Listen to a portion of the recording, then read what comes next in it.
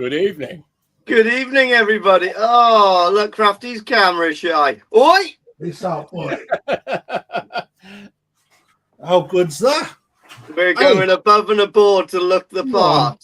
How come you've got the same T-shirt on as me? That's mad, isn't it? Got So, good welcome, taste. episode 5. How quick's that gone? Very good. It has. It's flown, really. It's let's say it's been a challenging week for all of us, I dare say, for one reason or another. Yeah, not much. Yeah. Especially out here. Dave, well, let's start with you, Lee. What's been so good about this week for you? Good. Yeah. What has been good about this week? Well, everything, really. I've got a koi house. And I've actually had my very first shipment from Japan come in, be it 2 boxes. I think it should have been 3, but that's a long story. Be it 2 boxes, it's still a Tafaguchi on the outside. So I'm really, really excited about that. I almost feel like somebody. Good. You're Excellent. doing well. Given the weather, mate, polytunnel, Dave, how's that been? Yeah, it's been a struggle. It's been hard work at the offsite.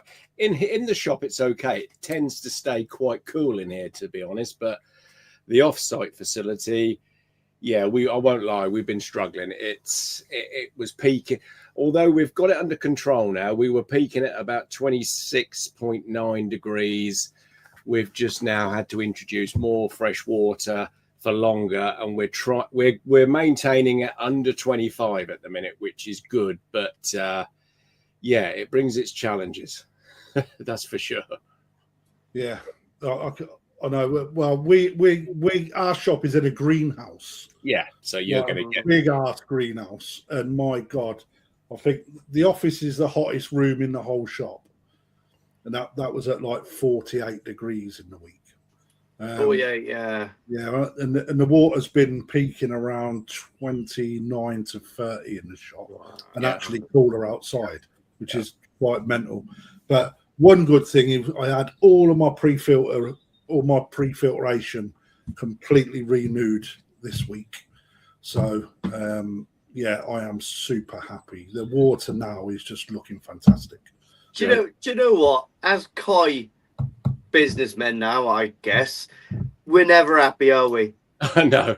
We're never happy with the weather. It's always one or the other. It's always too cold or too hot. Honestly, isn't it? I've been saying for weeks and weeks to Kate, we need some warm weather so we can get these fish up to temperature. And then when it does come, this temperature can disappear.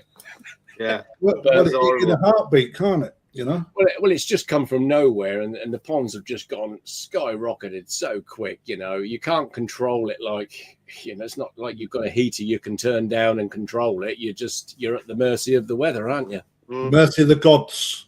And I think at one point air temperature in the polytunnel was like 118.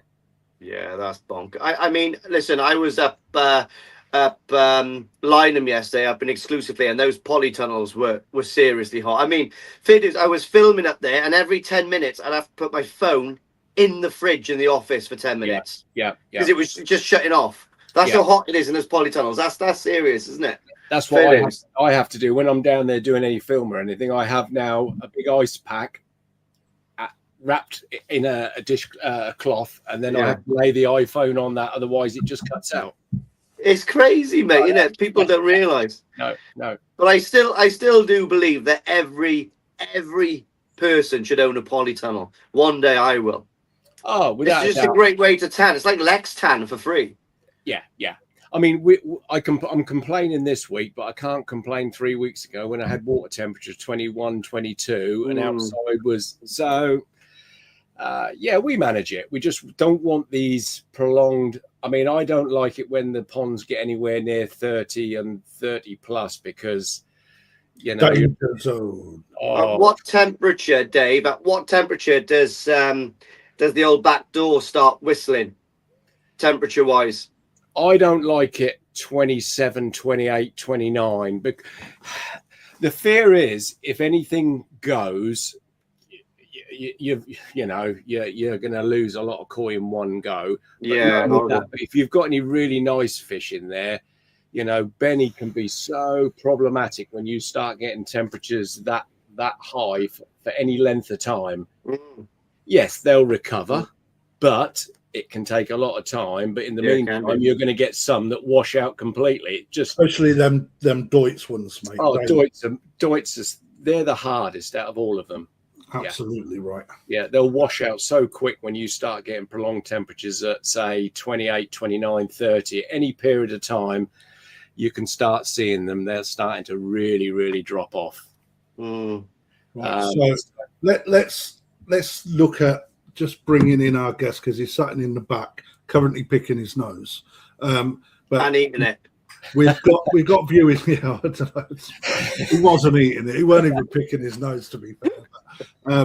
He needs no introduction to many of us, but I'm quite proud to be able to nail this guy down, because he's normally the other side of a camera lens.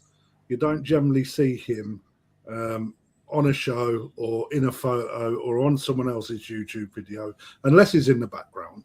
And he's been running, in my opinion, well, actually, you can see behind me, an absolutely quality publication for a number of years now. And I've supported him from the start. And I'm going to introduce him. His name's Liam. Liam, you're coming in, if I can work out how to work this bloody monitor. And, whoosh, there he is. Look at that. That's magic.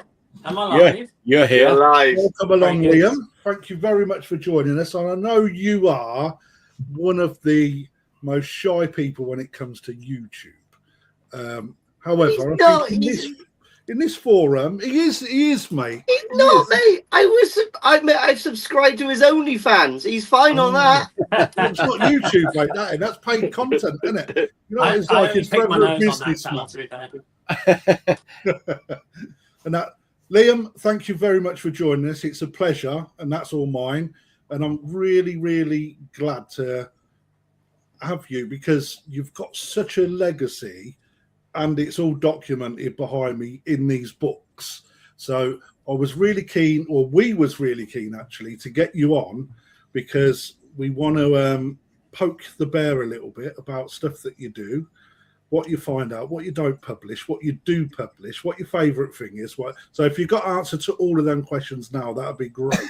No, I'm joking. So, Quickly.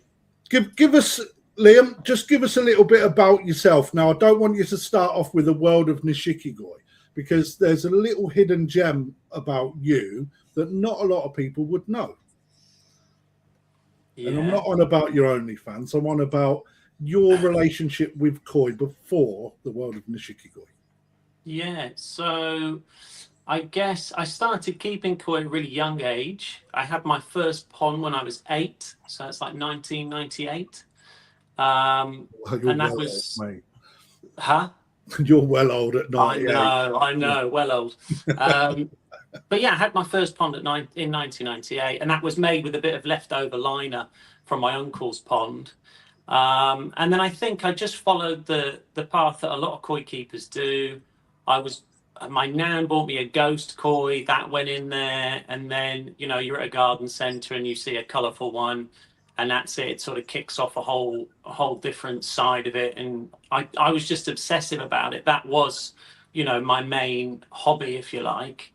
And then I kept koi. Obviously, this was all at a particular level, because I was only I think I was 10 when I had my first koi. So I'm a 10-year-old, and I sort of would manage the pond all out of my own back pocket, saving up pocket money and birthday money and Christmas money, all that kind of thing. So it's very low key, but I got a lot of enjoyment from it, and it was something that I shared with my nan and my uncle. It was a shared passion that I enjoyed. And then sort of around 2000, I discovered the Koi magazine. So at the time you had one called Koi Carp and Koi Ponds and Gardens that later became Koi. And that was where I started sort of, expanding my knowledge, because at the time there wasn't YouTube, there wasn't, the internet wasn't huge for information on koi until the koi forums came a little bit later down the line. And then it sort of came to sort of teenager years, and I was in need of getting a paper round to pay for more fish and maybe a filter and a pump and all that kind of thing. But I didn't want to get a paper round. My brother had a paper round, and I didn't like the idea of getting wet and delivering papers. So I went to my first sort of Japanese koi dealer. I think I was about 12, 13. Are they still about now? What, sorry? Are they still about? Yeah, who was the they're still dealership? about. Yeah. Pardon? Who was it?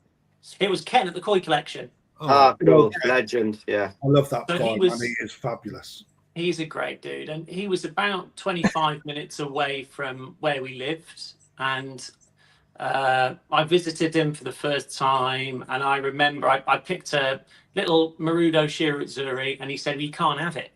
I was like, "What do you mean I can't have it?" He was like, "Well, it's in quarantine. You'll have to come back in 3 or 4 weeks." And that's the first time I'd ever heard of that. The idea that a fish was going through quarantine and I couldn't just walk away with it right there and then. And I said, "Well, it was in a tank of Shirazuri." And I said, "Well, you remember which one it is?" And he was like, "Yep, don't worry, I remember." And I was thinking, there's no way. And I was saying to my dad, there's no way he's going to remember. I'm going to go back. It's not going to be the right one. He'll have sold it, me thinking I picked a grand champion. He's going to sell it for more money, all that kind of thing. And I went back, 4 weeks later, and he remembered the exact fish. He put it in the bowl for me without me saying anything. And that initial connection sort of sparked an interest and a relationship. And then I begged him for a job, and he basically refused for months and months and months until I think I finally ground him down, and he sort of buckled. And I would go in just one day a week. I'd go in on a weekend, a Saturday or a Sunday, whenever he needed me, and I'd clean filters and get in the mud pond and clear out all the duckweed and do all the mucky jobs. But through that, it taught me. I was just operating at home on a little, I think it was about 300 gallon, the first pond, and I had a little box filter, which was all I knew. So going to the koi collection at the time, multi-bays were a huge thing. So I was learning how to clean those. Nexus had just come out, so I was learning how to sort of look at those. But this was in the early days with the sponges and then the answer and all that kind of thing. And he had bead filters. So I was learning basically how to maintain and clean lots of different filtration types. And I sort of stuck with Ken all the way through my teenage years. And I've as always had that relationship there with him. And he became sort of a mentor, really. So for me doing the mucky jobs, every now and then he'd be like, "Right, well, this is how we catch a fish. And you get to do a nice job." Or here's how you treat a fish. I remember him having a big chagoy on the table once, and it got a bacterial sort of ulcer on it. And he said, "Well, there you go." It was huge. The thing was massive for me. I was only a kid. And he just showed me baptism of fire. And that's how I sort of learned, really. And that's how it's always been, is just try it and see. And if you mess it up, then don't mess it up next time. Then from there, you went somewhere else, didn't you?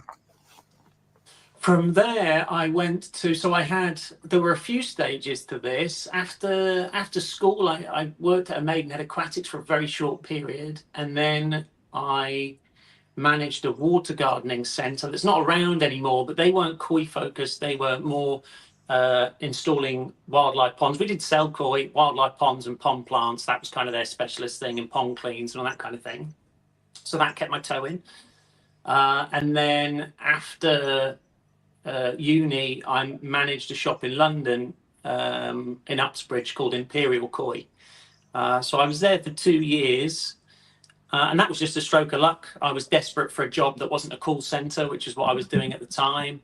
I'm not very, ironic now because I sit at a desk loads, but I'm not very good at sitting down. I like to get up and do things. And I just rung around, and Nick, who ran the company, sorry, I gave him a call and said, "Have you got any jobs?" And he was actually moving. He was going to close the sort of shop down because he couldn't find anyone to run it. And he was like, "Well, all right, then I'll give you a shot and we'll see what goes on." And I was there for a couple of years and had my first trip to Japan with Nick, which I'm forever grateful for, selecting stock, all that kind of thing. So I have experienced it. I'm very careful not to call myself a koi dealer in a truest sense, because I wasn't wasn't necessarily spending my own money, if that makes sense. I think that adds an extra level of pressure into it. But, I worked behind the scenes basically as a manager, sales assistant, however you want to look at it, managing the shop. There was only me. So I kind of empathize with dealers a lot. I feel like I've got an angle on the industry maybe that others don't have. And I try to, keep it level when people are talking about those things, if you like. Well, Bob Walker from Walker Coy has just made a comment, which I think you'll probably snap this opportunity right up. So Bob Walker states that he's just spoke with Ken. He said that you're welcome back anytime to clean the filters, but you've got to be on the same money as you want. I'll start Monday. Thank you, Bob, for that, mate. That's always good. So, Liam, why the magazine? What infused your passion to think I'm going to give this a bit of a go? Because that is broad territory to step in, brave territory. Very, very brave. Yeah. It was purely down to Nigel Caddock. So for those who are watching that don't know, Nigel made a magazine called the Nishikori Yearbook. He made many magazines over the years, but the final one was the Nishikori Yearbook. And I was making a blog at the time. World of Nishikori was a blog. And after Mark Gardner sadly passed away, I was asked by a couple of koi shows to go around and take pictures. And I was trying to sort of get better at that and do that. And I was posting the results on the blog. Very similar to Mark, trying to sort of do my best to continue what Mark was doing. So people had a reference point for show winners. They had something they could go back to and refer to, which I think is important. I think it's important for hobbyists koi to be championed, and for us to show them off. And through that, I would occasionally write an article for the blog, very rough and ready. I would do the odd pond visit. I would do the odd sort of ramble on something that was, bothering me or whatever. And Nigel contacted me, having read something that I'd written, and said, I like the bare bones of that. Would you be interested in expanding that idea for the magazine? And I bit his hand off, and I worked on it. And unfortunately, during that period, Nigel sadly passed away. And a few koi friends said to me, why don't you do a magazine? You've got an article. I know that doesn't make a magazine, but have you ever thought about it? I was like, no way. I don't know anything about making a magazine. It's crazy. It seemed completely, crazy to do that kind of thing, something that I couldn't manage, all that kind of thing. And then I actually came down with an illness and was in hospital for a while. And when I got out, there was a few things that happened. I had COVID was one of them, and it hit me really badly. And I didn't have the energy to do a normal job. And it was then my family that were like, well, the people talking about doing a magazine, why don't you think about it? Because you can just do it sat down. It's not going to take a huge amount of sort of physical effort at this stage. You can sort of try and piece the first one together. And truthfully, I don't think I thought about the scale of which the work behind it would involve and all that kind of thing. I think I just blinkers on, went at it and thought, yeah, why not? I'll give it a go. Can't do anything else.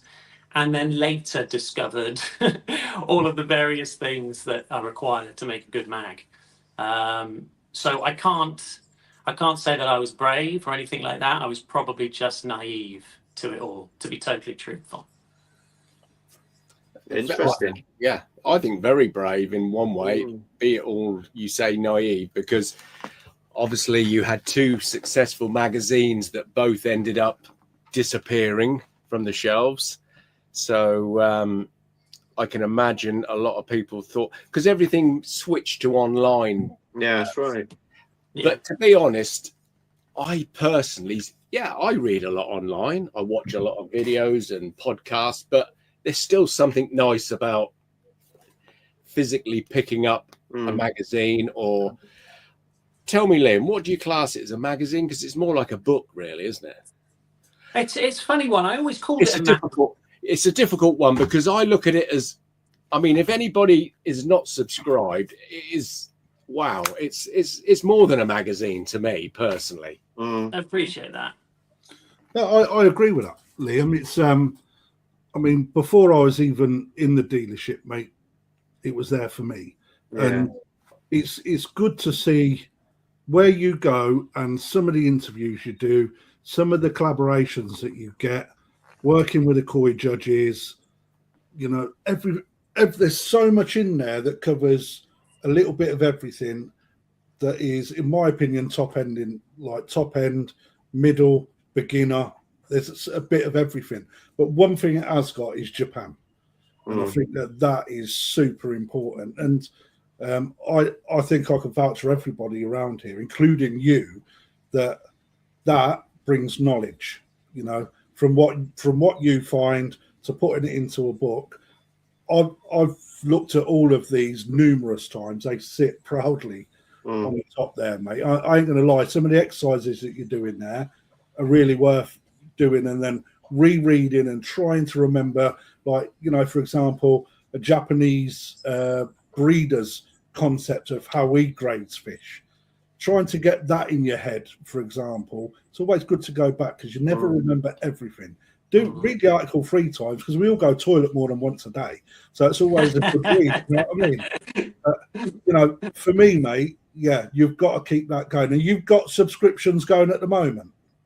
Yes, yeah. Well, I've sort of changed the model at the moment, so due to some web hosting issues, so the subscriptions aren't available, but it's pre-order. So you pre-order it, and then you basically get it at a discounted rate and priority shipping. So anyone who pre-orders, the old subscriptions are being honoured, as it were, but any new pre-orders, they go out with the subscribers, and then it won't go on general sale for about a month afterwards, and it will be at an increased price just because of the way things are. So, I mean, Liam, a favour in the comments, if you're a sub, put down that you sub. Let's see how many subs you're watching. That's interesting. And if you've not, then I'll put a link in the comments in a minute so people can get on them and pre-order, because you honestly, if you need to see a proper copy, I'm assuming that you've got a pitch at the you have got a pitch at the National, haven't you?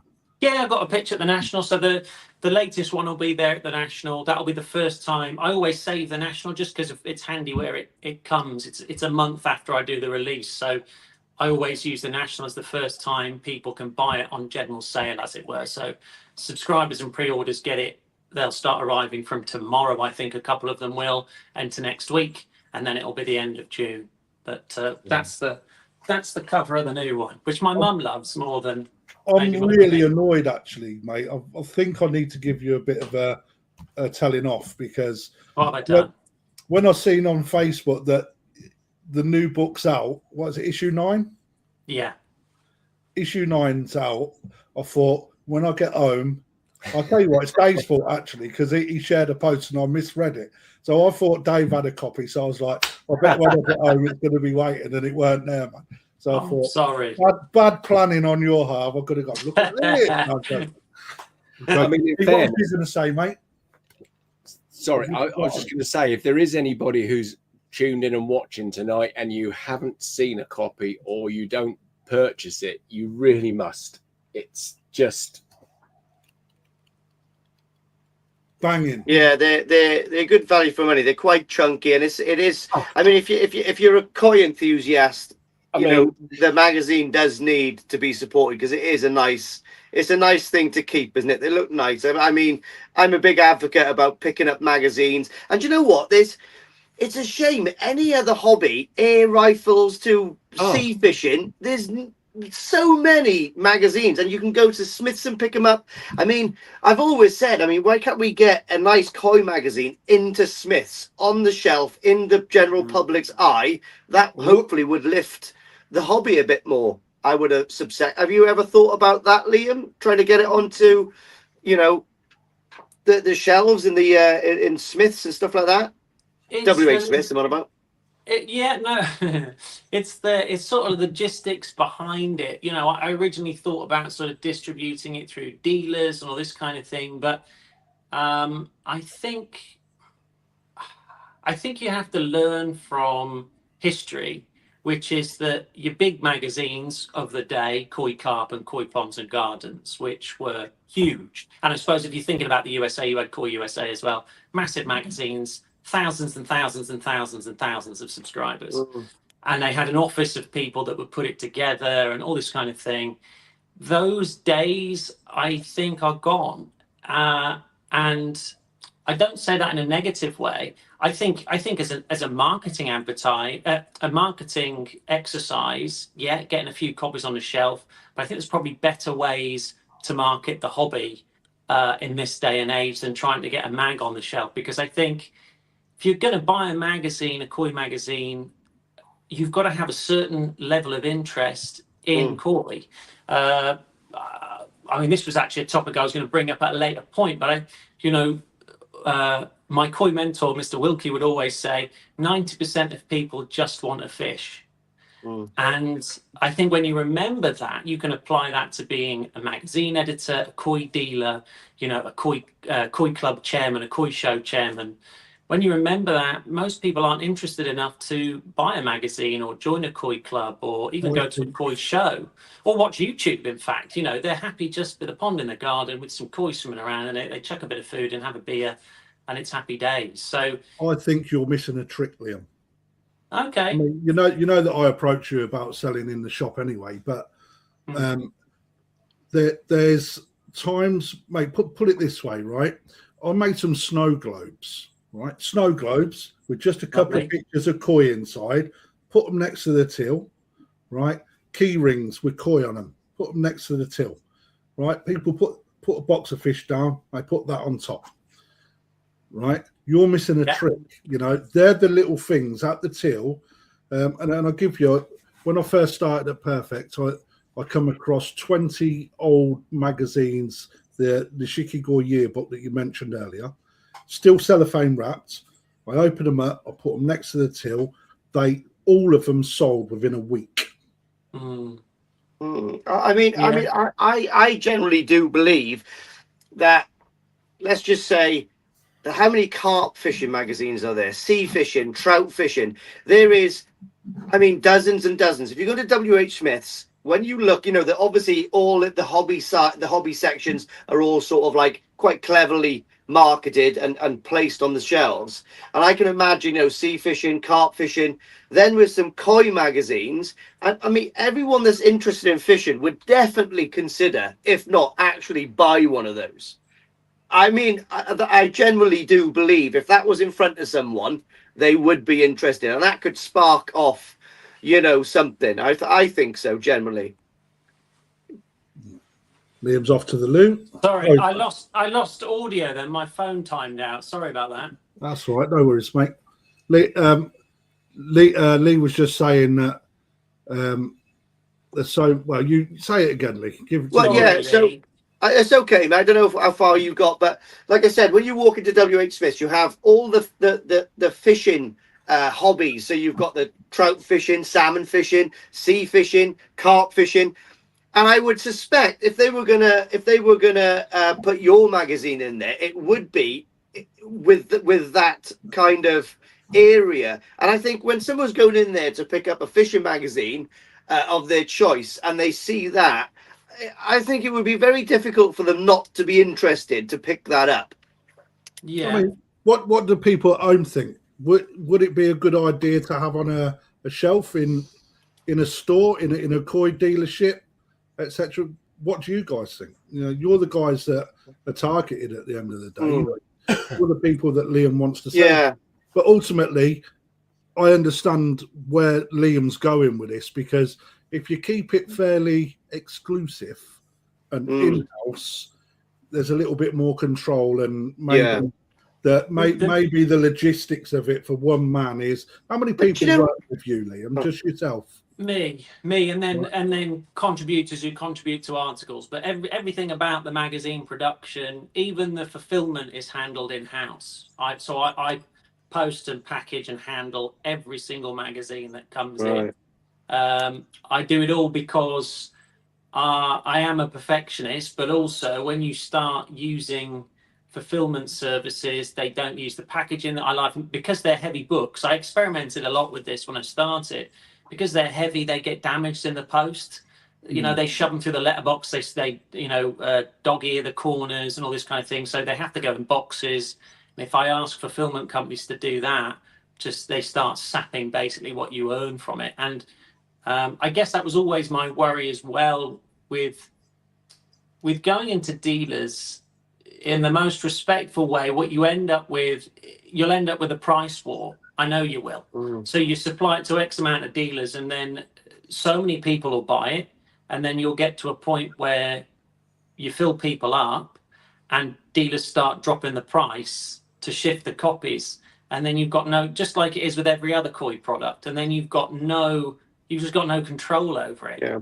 And that idea has always sort of frightened me, to be honest. And then it devalues the product. Then people definitely won't buy it from me because they know they can get it down the shop at a reduced rate. It's always been. Interesting what you're saying, Lee. I think that's a very interesting point I hadn't thought of. The idea of a bit like a shop window. You go in, you look at the magazines. Because when I was a kid, actually, that's just put in my head. Go into a news agents and you see it there, don't you? You go, right, I don't know what that is, but I want it. I want to have a look inside. So there's definitely something there which I'll think about for sure. But what the logistics are, there was a shop in Manchester that I was going to try and get it into, which is a different kind of magazine shop. But then I think their clientele is so niche they probably wouldn't sell any. Yeah. But then again, obviously that I think the people. Obviously where Crafty's just said now, you've asked the people watching, would you pick it up? They all would because they're koi keepers because they're watching this show. But yeah. I'm pretty sure, 9 out of 10 carp anglers would definitely read that in their bivvy for the weekend. Yeah, fair point. Do you know what I mean? Yeah. And I bet 9 out of 10 carp anglers that don't keep koi at the tipping point where they really want to keep koi, and something like that might tip them over the edge. Oh Jesus, that's a good idea. Yeah, it just ignites that little spark then to want to do it. Okay, so to go back, right, Liam? Yeah. How many serious koi hobbyists come through the shop every single week? Serious koi hobbyists at my shop. Through your shop? Percentage of the amount of people buying koi, how many would be serious koi keepers? What do you judge by serious? Okay, so let's put them into a price point. Yeah. How many people come through my shop, percentage wise, that would spend money on fish that are under £100? The biggest percentage. Correct. Are they serious koi keepers?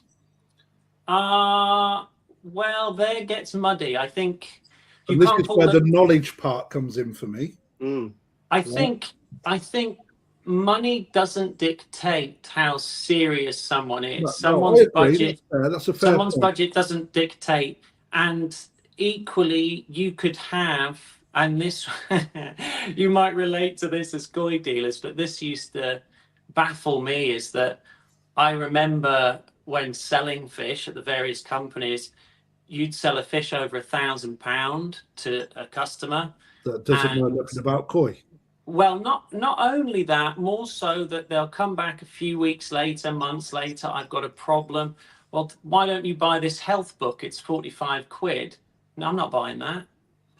And to me, that logic never made any sense, because you've spent over £1,000 on a fish, 45 quid on a book that's going to stay on the shelf, stay alive, and teach you how to keep them alive is a worthwhile investment. But that highlights that money doesn't necessarily mean how serious you are. I'd say it's probably 1% of people spend mega money and are mega into it and want to, show fish and be competitive, or even if they don't want to be competitive, have the best possible fish in their pond. And then the rest slot into places in between. But I'd imagine the majority of the people in most shops are the ones that want to spend £100 less, depending on the store, Yeah, so maybe my question wasn't tailored correctly. Yeah. The amount of people that come through our store, because we're more mass market than specialists. We do a bit of everything. there. All right. The amount of time that people are asking me questions and then they start to get into the hobby. We don't sell publications because, number one, there's not many great publications on the shelf that are affordable. And number two, having a book like yours, for example, irrespective of what edition it is there you go. This is where you need to go to start learning. At the minute, that exposure to those people, unless they turn up at a koi show, unless they start watching more on YouTube, and not everybody does, right? Then that exposure is lost. And that is where you need people to, that's where, in my opinion, the support of your magazine would support the hobby in hooking new customers to become a little bit more fanatic. Because it's like when you buy a hamster, right? When you're a kid, you go, there's a little book, you look it in there, oh my God, look at all these, you know, the amount of kids that get it, mate, they're the ones that bug their parents for that book for a tenner. And a tenner, very true, very true. And that's true. When I was a kid, obviously, you know, I was massively into, I don't know, let's just say air rifles. I actually was. Obviously, that I turned into a sniper, so that's why. Right? Now, I couldn't afford the best air rifles. Like many kids probably can't afford the best fish, but I could buy a magazine to look at them. Do you know what I mean? And then that just ignites something then. And I mean, it's a good one. But yeah, logistically, getting it into the country, how much will sit on the shelves, how many do you need to produce? It's quite an undertaking for one person to do that financially as well, I think, probably. Yeah. But I think what you're all saying is a valid points for sure. That idea of capturing people's interest and then hopefully guiding them towards sort of either inspirational content or, you know, educational content that can help them become a better koi keeper, maybe stay in the hobby a little bit longer, all those kinds of things. So I take those points for sure. Yeah. But right, so when are you going to start providing us with your? No, I'm joking. Monday. Everything happens on Monday. I just won't tell you which Monday. Okay, that's fair enough. Monday will come up at some point. Right, to everybody watching, if you was to ask Liam one question, type it in the comments, and I'll pick a few out as we go along. I'm not looking for war and peace. Decent question. And then what we'll do towards the end of the show, we'll fire some questions from you guys towards Liam. I've got one for him. Liam, when do you start on the next magazine? Or have you already started? Does it? Or it's just a snowball. It's constant. Yeah. So, like a couple of weeks ago, I was already shooting the pond visit for the next one. So I used to try and block it and go, right, this time is on this mag, this time is on this mag. But what I found doing it that way is I kind of stifled any impromptu visits and stuff that just comes up, because sometimes you can have an idea in your head about something that's going to be good, and then actually it's something a koi keeper says at a koi dealer, and you're like, oh my God, that's an article. Or someone says, do you want to come around and see my pond? And they show you on their phone and you're like, wow, that needs to be covered. Or so I just try and pick up content as and when. And then there are certain things. When I was speaking to Nigel about writing for him, he said that he had this little method of coming up with ideas, and he's always got a little notebook and that he would write words down, and those would inspire things. And I have that as well. So there's always an article that I'm chipping away at, and it might not be ready for the next one. You know what I mean? Sometimes with all the best intentions, you think you've got it cracked, and you read it back and you think, oh, that's terrible. Or you're working on something with someone, and between you just can't quite get the core of it. And I always put that on the back burner and say, right, that's going to wait for the next one. And if it has to wait again, it has to wait again, because once it's in print, you can't delete it. So they're always cycling. I'm going to try and have a week off after this postage is done, to be fair. Why? You don't do anything. You just said you sit down doing it all day. I do sit down all day. Well, that's why I love that. That's the other thing. I can get sort of caught out into doing sort of lots of visits, because I know for every visit that I do, whether that's an interview or, you know, pond visit or whatever, I go and chat to a dealer or whatever, I know that I've got days behind a computer afterwards making that all work. So I enjoy the days out, put it that way. That for me is the best bit. I mean, when I was in Japan in January, Johan was very complimentary of you. Oh, that's lovely. He's a good man. Yeah, he liked what you was doing. I mean, that's something from somebody who produces what he does. Yeah. So Johan's been going a very, very, very long time. Yeah. So he was very complimentary when I was speaking to him. So yeah, well, it's very flattering. So Yasukoi, by the way, have you seen these T-shirts, Liam? You know what? That's what I was trying to get at the screen. I couldn't figure out if you're all wearing the same T-shirt, and you are. Oh yes. Yeah. Look at that. We That are is professional.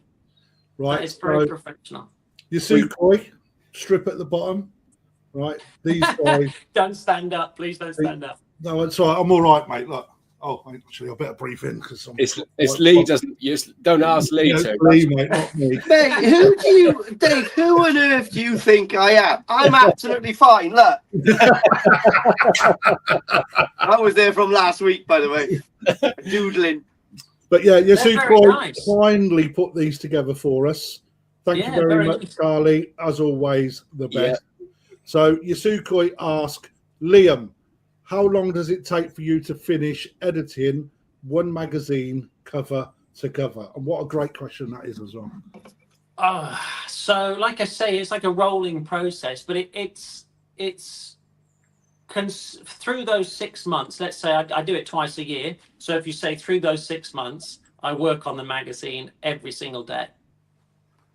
Well, wow. I've said that every working day. I do 5 days a week now. At the start, it was longer because it wasn't just the mag. You're having to do the marketing. You're having to juggle lots of balls at the same time. But now 5 days a week, every day is spent on the mag proportionally. But that's broken down into lots of different elements, not just content. It's also down to social media and marketing and video editing and editing pictures. And then oftentimes the days off, I end up doing a visit somewhere and getting content that way. So if you said 6 months, then that's fine. But it used to be, the whole idea originally was that it was part-time hours. So it'd be part-time hours for 6 months. Of course, anyone that started their own business knows that there's no such thing as part-time hours. So you just work and get it done. Yeah. I've got a question for you, Liam. Go on. And it's bugged me for a little while since issue 1 of your magazine. Yeah. Why has issue 1 got that kind of matte feel to the cover, and then something clicked in your mind and you went, no, I'm going to do them all glossy. I'm going to slightly change them, because obviously in your mind you've done the first edition and that was going to be obviously going to match the whole run, and then all of a sudden you changed. It's some sort of was it a price consideration, or was it a personal decision that you made? No, it wasn't price. The place where I get it printed, there's no price difference between matte and gloss. It's like a laminated cover. To be honest, I think when I'd come up with the concept for the cover, I think you look back at things and you go, I don't quite like it, and I didn't like it. I originally printed it, and I remember someone saying to me, "Oh, it's all very black." And I remember thinking, oh, it is all very black. And Johan actually said something to me. He said, oh, I wouldn't have done it all black. You should have maybe had a bit of colour here, there and everywhere. And then that got me thinking about it. And I wanted Japanese breeders on the front. And when I started looking into that, the gloss suited better. And also another practical point is when you're handling magazines, or certainly the magazines that I was getting fingers, and it sounds silly, but that would annoy me. And then when I was at shows selling them, sometimes people pick them up and go, "There's finger marks on this one," so you'd have to wipe it down. You know, that started to narc me a little bit. And then when I pick my own copy up, I flip it over, I got finger marks all over it. So I switched to gloss for that, really. And I think with anything, I mean, to be honest, I look at the cover now and I like it, but there's things I want to change, and I probably will do. I think, like with anything creative, you're probably the same, Lee, with your artwork. You do it, and then in a month's time, you can look at the same piece of artwork and go, you know what? Actually, I tweak this, I change that, I do this, and that's all part of the creative process, I think. Exactly. Yeah, I just always thought that, because I've obviously got all your magazines. I support you, and I'm an avid. I love collecting things. As soon as it does something to my OCD when they're all in a little line, and I love it. Yeah. Right. But the one thing that's really annoying me is I've got 2 issues of number 6. I don't know what to do with one. I might give it away to someone who hasn't got it. But yeah, I just always thought why that was slightly different.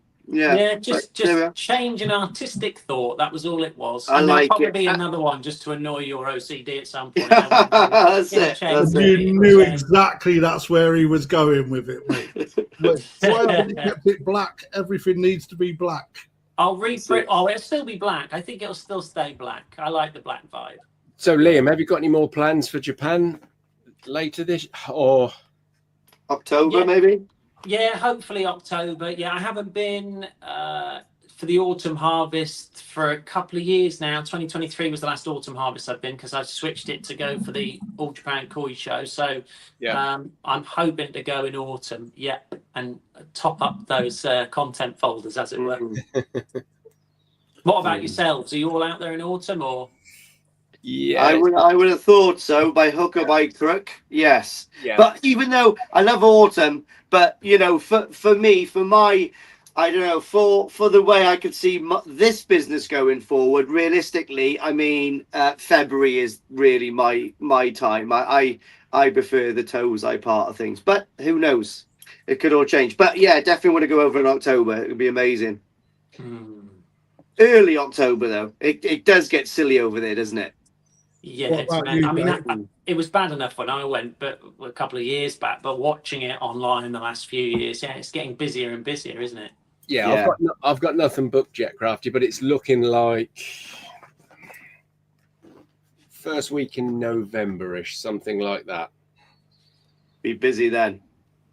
Unless it's south. I don't know what it's like down south. Yeah, it'll be down south. I mean, it'll be all pre-organised, but it will still be busy.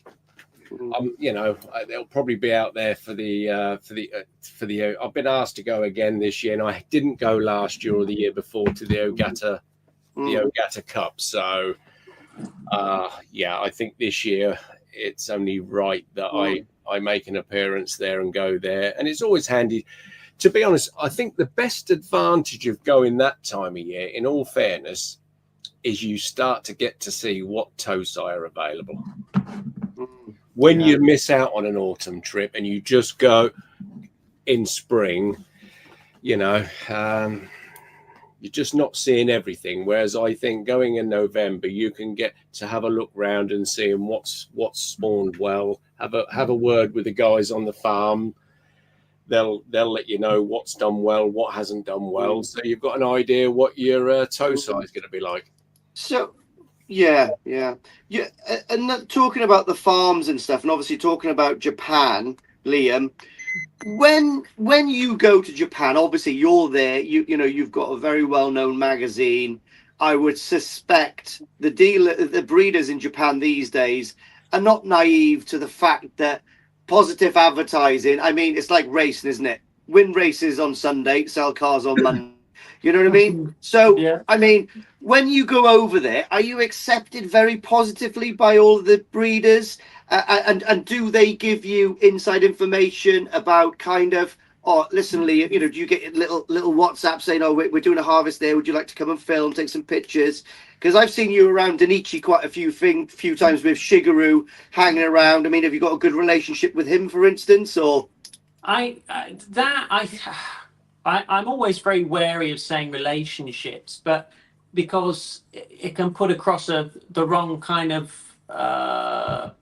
what's the word? Well, it's not a relationship, is it? It's a situationship that you want something from them, and they can get something from you, basically. Yeah, I mean, when I've been very lucky. I sort of flit about between different people, and that I stay impartial in that regard. I'll go with anyone, and then they're usually very good with access and all those kinds of things. And then when you're there, yeah, you say, have you got a harvest, or would this person mind an interview? And sometimes people are up for it and sometimes they aren't. Sometimes they're busy. Autumn can be very difficult, as you guys know, because it's so busy. Trying to get a breeder to sit down for a couple of hours while you grill them isn't like best timing. And I'm always very wary of I never want to make a bad impression, and I don't want to impose either. So I'll sort of only go to things if it's been okayed and invited, and I'll always make sure when I get my camera out, I ask, because I don't want to upset anyone for that reason. You know, I plan to be going for many years and making content. So I always try and keep that going. But yeah, sometimes you get the drop, and then other times it's some of my friends out there who have the drop, or they'll ask outright. Johan, Steve Gibbons has helped me out in the past as well. And when I've been down south, I've been with Mike Snaden, and then other times, you know, you can message people, and if they're quiet, luckily, you know, a couple of times I've caught Ryuki when he's quiet and he says come down or whatever, and it just works out. But yeah, you know, I always try and just be open, and if I'm interested, message them and see. I'd love to be able to speak Japanese, you know, and then it would make the whole thing easier. So I've got to start learning that. Any farms that you haven't been to yet that's on your wish list that you I haven't been down Ogata way, so I haven't done any of those. Right, okay. Ogata, Beppu, Marichiku, Akawa. Never been to any of those. Okay. I've only been to Saka Fish Farm once. It'd be nice to go back there and check that out. Those areas, I've done this sort of Hiroshima area, happy down there, but yeah, Ogata way I've not been. And then at Nagata, there's not many places I haven't stopped in at, but there are places that I'd like to go and explore more and get more content out and sit down with people. But it's just timings with those things. Autumn's not the right time, I don't think, or sometimes it can be. You're just catching them on a day when they want a meal and a sit down, I guess, and then, you know, buddying up with Johan helps, because then we can sort of tag team them and ask questions and all that kind of thing, you know. Yeah. You'd certainly get some content down there, I think, Liam. Yeah, there's a lot going on down there. Yeah, it looks very impressive. I've seen a few YouTube videos on it and stuff, and it looks great. I mean, anywhere where there's koi, really, I'd go anywhere just for the interest of it. You know, it's the same as I like visiting farms in the UK. I've been to Poland. You know, I'd love, as crazy as it sounds for some people, I'd love to check out what goes on in Israel. Not currently, but you know, I'll take you. If you take me with your air rifle, I'll go. We'll look after you, mate. Yeah, I think what's good, Liam, is because it's the polar opposite. You go to visit somewhere like Ogata and you see a facility which is just unbelievable, and then 35 minutes on the Shinkansen down to Ueno, and you're stepping back in time to how it used to be done. So, and it's quite nice, actually. I think if every koi farm was just all the same, it'd be a bit, I don't know, a bit too clinical, a bit too. I think you need the old and the new, don't you? Yeah, agreed. That's the same with everything, and hobbyists as well, and ponds and all that kind of thing. Yeah, for sure. Yeah, you need the mix. Yeah. So sorry. So here's another interesting one then. So my first question is, I probably know the answer for the first question, but the first question would be, do you currently have a pond in the UK? And the second question will actually marry up with that. Do you actually own any fish in Japan? Right. Firstly, Liam has got the best pond you've ever seen. It's in the picture behind him. Right. Which is absolutely fabulous. Number 2, he's got his own fish farm. How close was I on both of them, Liam? You were bang on. I hope David Harper's not watching, because this is his lovely pond. One of my faves. I wish I had that pond one day, maybe. So yeah, I have a pond. Right. So, okay. I have a pond in the UK, and that's at my parents' house. So, which is where I'm at the moment, actually dealing with the magazine. But I built that when I lived here. That still operates, still runs, got fishing. It's in, I think I first featured it in volume 2, I think, in the mini koi pond section. And then it's also in the new volume, following some sort of affordable koi in their development and stuff like that. So yeah, I've got a pond. I don't actually have any fish in Japan, but that is something I would like to amend. I'd like to look at getting some, and seeing. I'm not, how can I say this? Usually, I like the koi myself. I like to have them and enjoy them. But at the same time, I have to balance that with the fact that I'm not always at this house either. So I only enjoy my own in spits and spats. So actually having them in Japan is not much different. And it would be a cool thing to follow and all that kind of stuff. So yeah, I'd be definitely interested in it for sure. Definitely another article for you to follow that Azakari journey of your own koi. You might be interested. Yeah, 5 quick fire round questions. One answer, not elaborated, just one answer. Okay. Best breeder. Oh, oh, yeah. That is horrible. Yeah. For what? Nice response. I don't mean babies, mate. I'm on about koi. Best breeder for koi overall. But that's an impossible question. No, it's not. You're going to have a best breeder for yourself. That's You can only go to one breeder. That's not a best breeder. There are different terms. Oh, mate, why do you have to be so political? Well, you can only go to one breeder to stock your pond for the rest of your life. Just give us a name. Marahiro. Lee, best breeder. Me? Oh, right, now I understand why Liam was so... That's cruel. Odakan. Does that mean I can still shop in his facility as well, or is it just his bloodlines? Just his bloodlines now, mate. You know, that's it. Sakai then. Sakai. Yeah. Sakai, otherwise, I would have said Narita. I mean, come on. Yeah, no, I know. Well, I was just trying to work out where the parameters were. Yeah, Sakai I'd go for. Go on, Dave. We know what you're saying. Yeah, I mean... Starts with an O. Yeah. I mean, I'm going to go with Ogata because I mean, I'm not saying it's the best breeder that suits my needs. How's that? Yeah. Go on, Crafty. Yeah, Sakai. Yeah. But that's because I like Sankey. I mean, exactly true. Yeah. I mean, if there was no budget restraints, then obviously you may think differently, and I might go with Sakai with you because if you want a nice big Sankey, where else is there to go? God, this is good, Crafty. Next one. This is good. Okay, next one. Most underrated variety. Becco. Block him. Right, he's gone. Let's keep right. He's gone. Look, he's gone. That's it. Knock See him you off. later.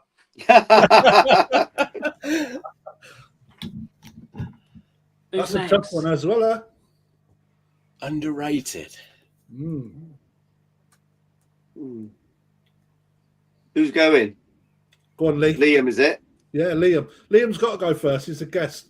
So that means he gets the pick of everything, doesn't he?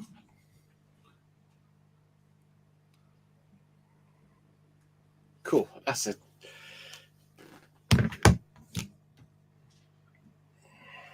He is really thinking about this. Can you hear us, Liam? I wondered. He's timed out. Are you there, Liam? Hello. He thinks I've kicked him off, I think. Look. I haven't. Liam. We'll come back in a minute. We can't hear you, Liam. Mate, I tell you what, he's meant to be the tech guru here. Well, as the youngest amongst us as well. While Liam's fixing his live issues, most underrated variety, Dave. Most underrated variety.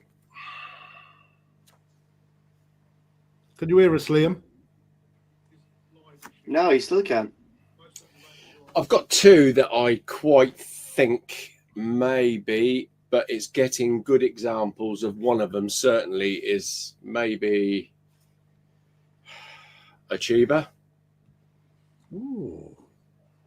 And the trouble is, my next one's not underrated because they are very well rated. It's just whether you can get good examples. So it's a difficult question, really, to answer. Ask Lee, and then I'll come back to it with a. Well, mine is a Akamatsuba. Do you reckon? I mean, I just absolutely every time I see a good example, I'm in awe. You know, with the scalation, the Otsuka jowls and all that kind of stuff. I mean, but some people will probably class them as a very boring fish. But I think a good example is absolutely outstanding. You know. Right, I'll have a go. A saggy. Yeah, again, Akamat's. You know, it's the same sort of like thing, you know. I think they are definitely one of the most underrated varieties of fish. Try. Can you hear us now? Try putting Liam out and back in, maybe. Okay, let's try it. I don't think that'll fix it, but any better, Liam? No. I'm going to kick him and ring him. Yeah.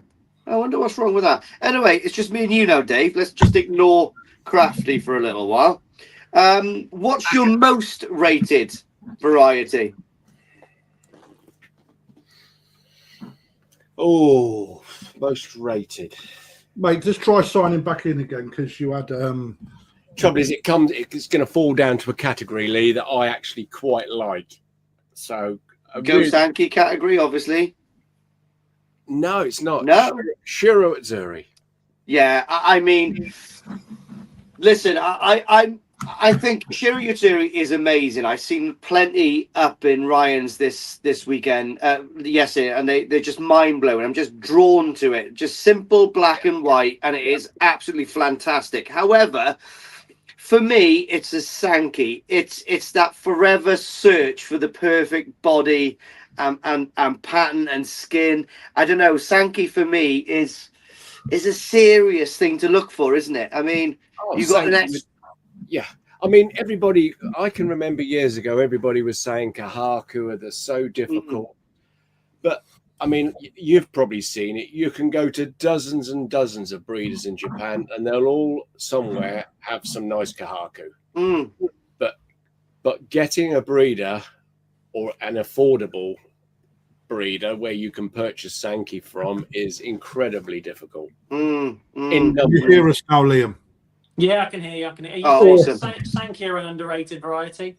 Yeah. Yes. Yeah. Go on. Yeah. You'll go. Right. So we've chosen. Mine is a Saggy. Lee's. Oh, we've changed spots now. That confused me. Lee's Akamatsuba. Akamatsuba, and Dave was a Chiba. Oh, a Chiba's a good one. Underrated. I think I'd go Chiba. I think it's hard to beat a good Chiba. A really good one with a good pack. Hard to find, hard to beat. Mate, not hard to find. Well, they're easy to buy because the Japanese keep them. Yeah. They're easy. Getting a good head pattern on them is hard. Yeah. They're easy to find and purchase, but they're not easy to find with good patterns. Same as Kajaku.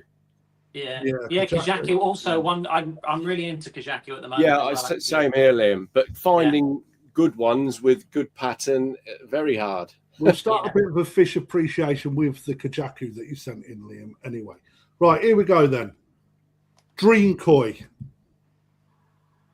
Dream Koi. What variety or specific koi? I don't. Overall. Broad question. Yeah. But it gives you a preferably of massive amounts of answer, doesn't it? Oh, I've got one straight away because I've seen the thing in the flesh.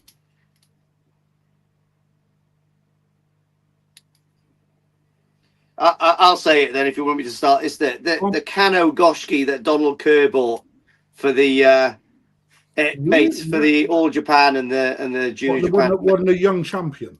Oh, it's gorgeous, mate. If you've seen that thing, I wanted to lick it. Yeah, it was awesome.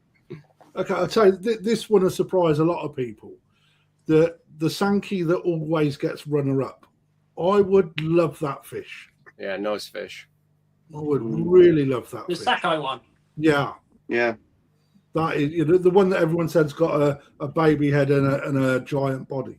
Oh, you like that one, do you? Yeah. All right. Well, Liam, actually, what's your thoughts on that koi?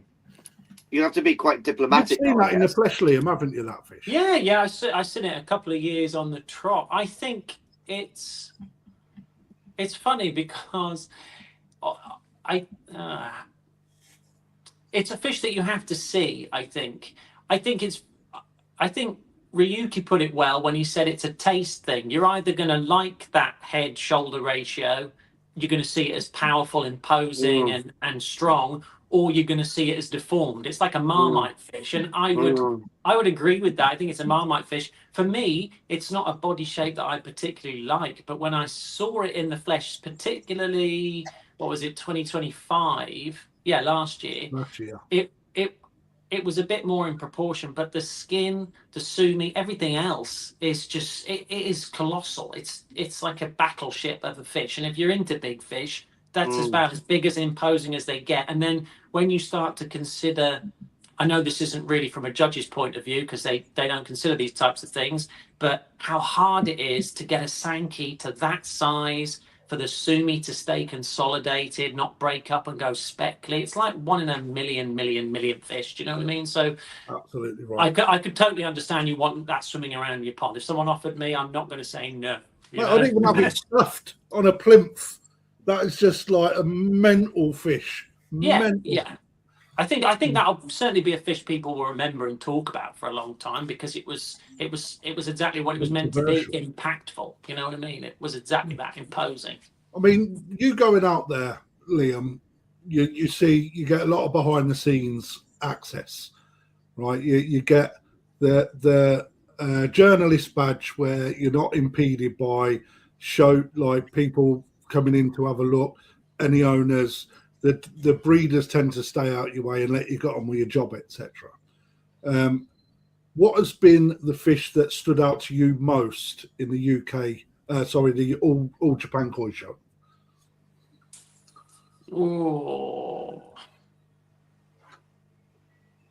Oh God, there have been a few.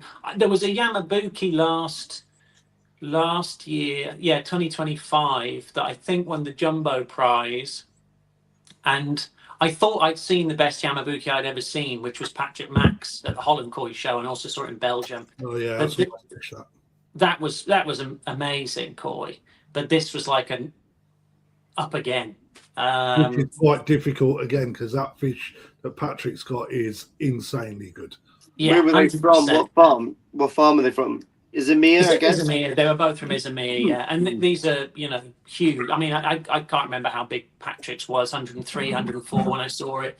And I don't know how big the jumbo wasn't off the top of my head, but it was a big fish, and it was all in proportion, and it was as shiny as it should be when it's sand side. It was just, that was glorious.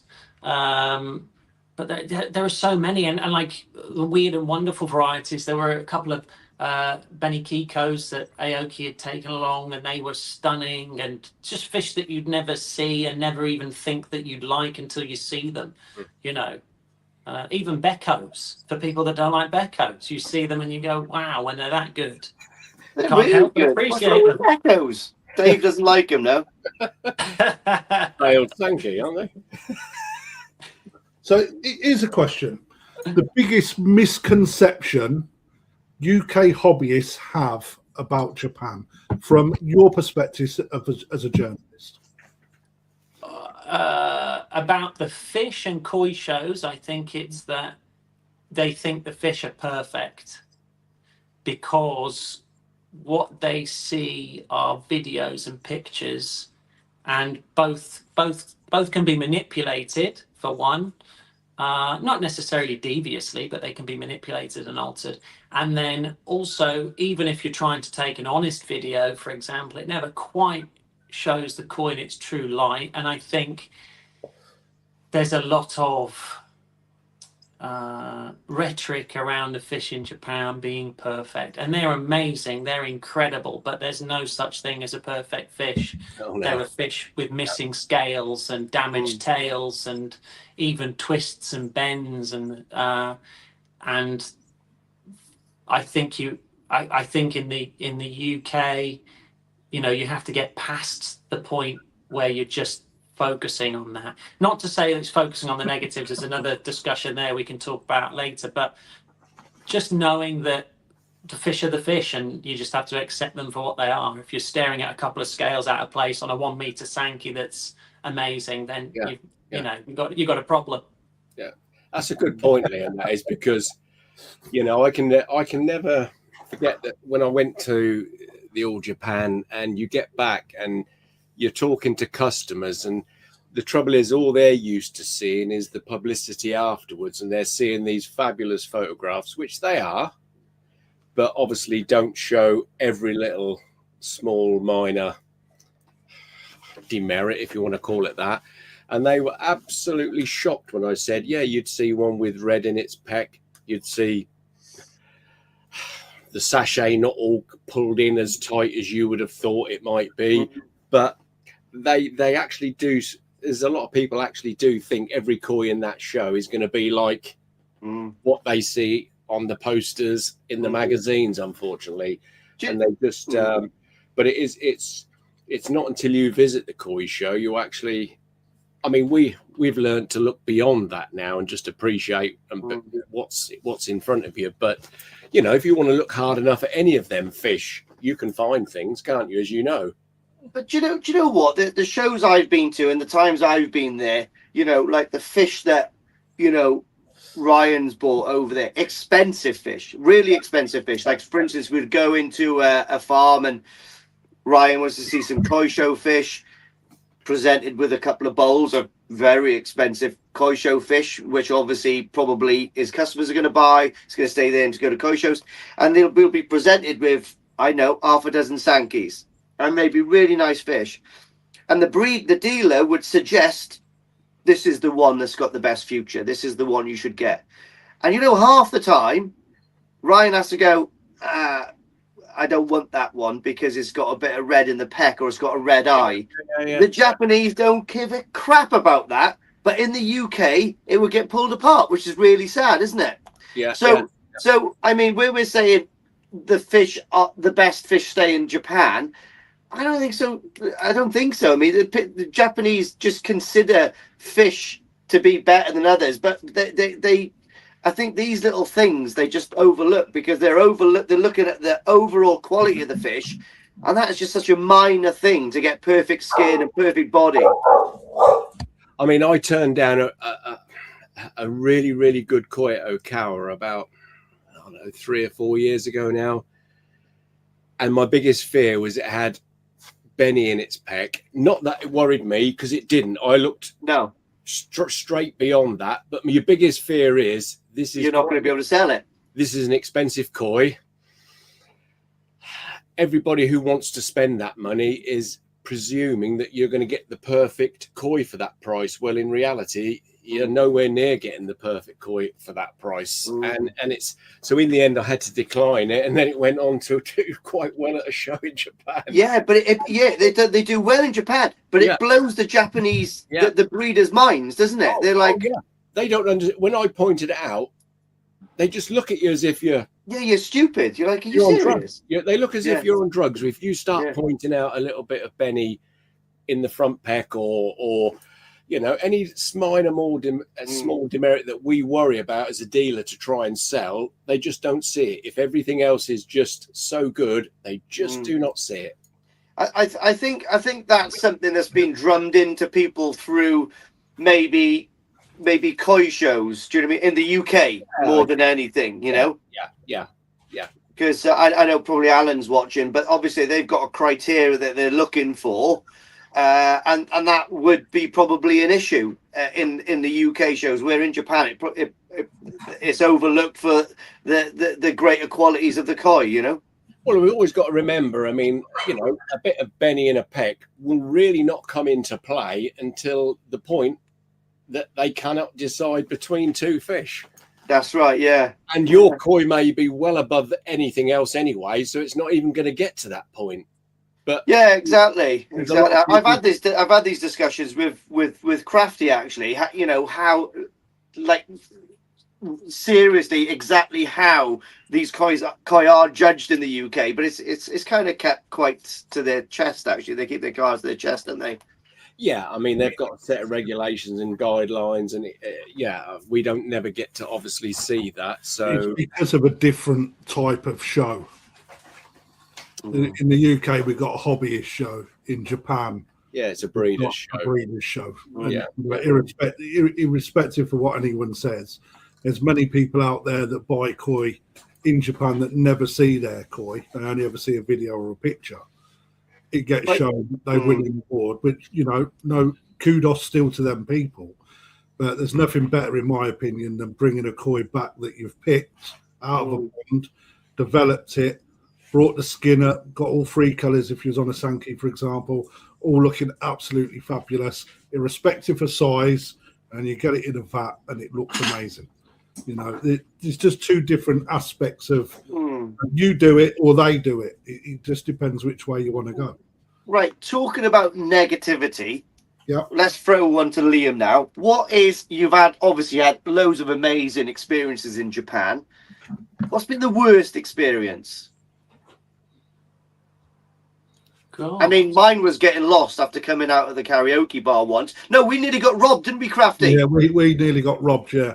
In Japan, that's good. But anyway, Chan. He was only like 3'4", but yeah, he started. He was like that, looking at us like that with a wonky eye, going, "Give me some money, give me some money."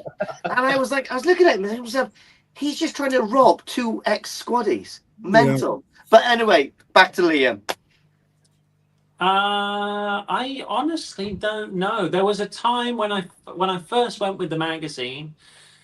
I had a week on my own. I hired a car and I went exploring to try and find like various viewpoints over the mud ponds. And I went a little too far down a very narrow track, and the road disappeared. It literally the tarmac disintegrated into nothing, and what looked like a road on my map was just not happening.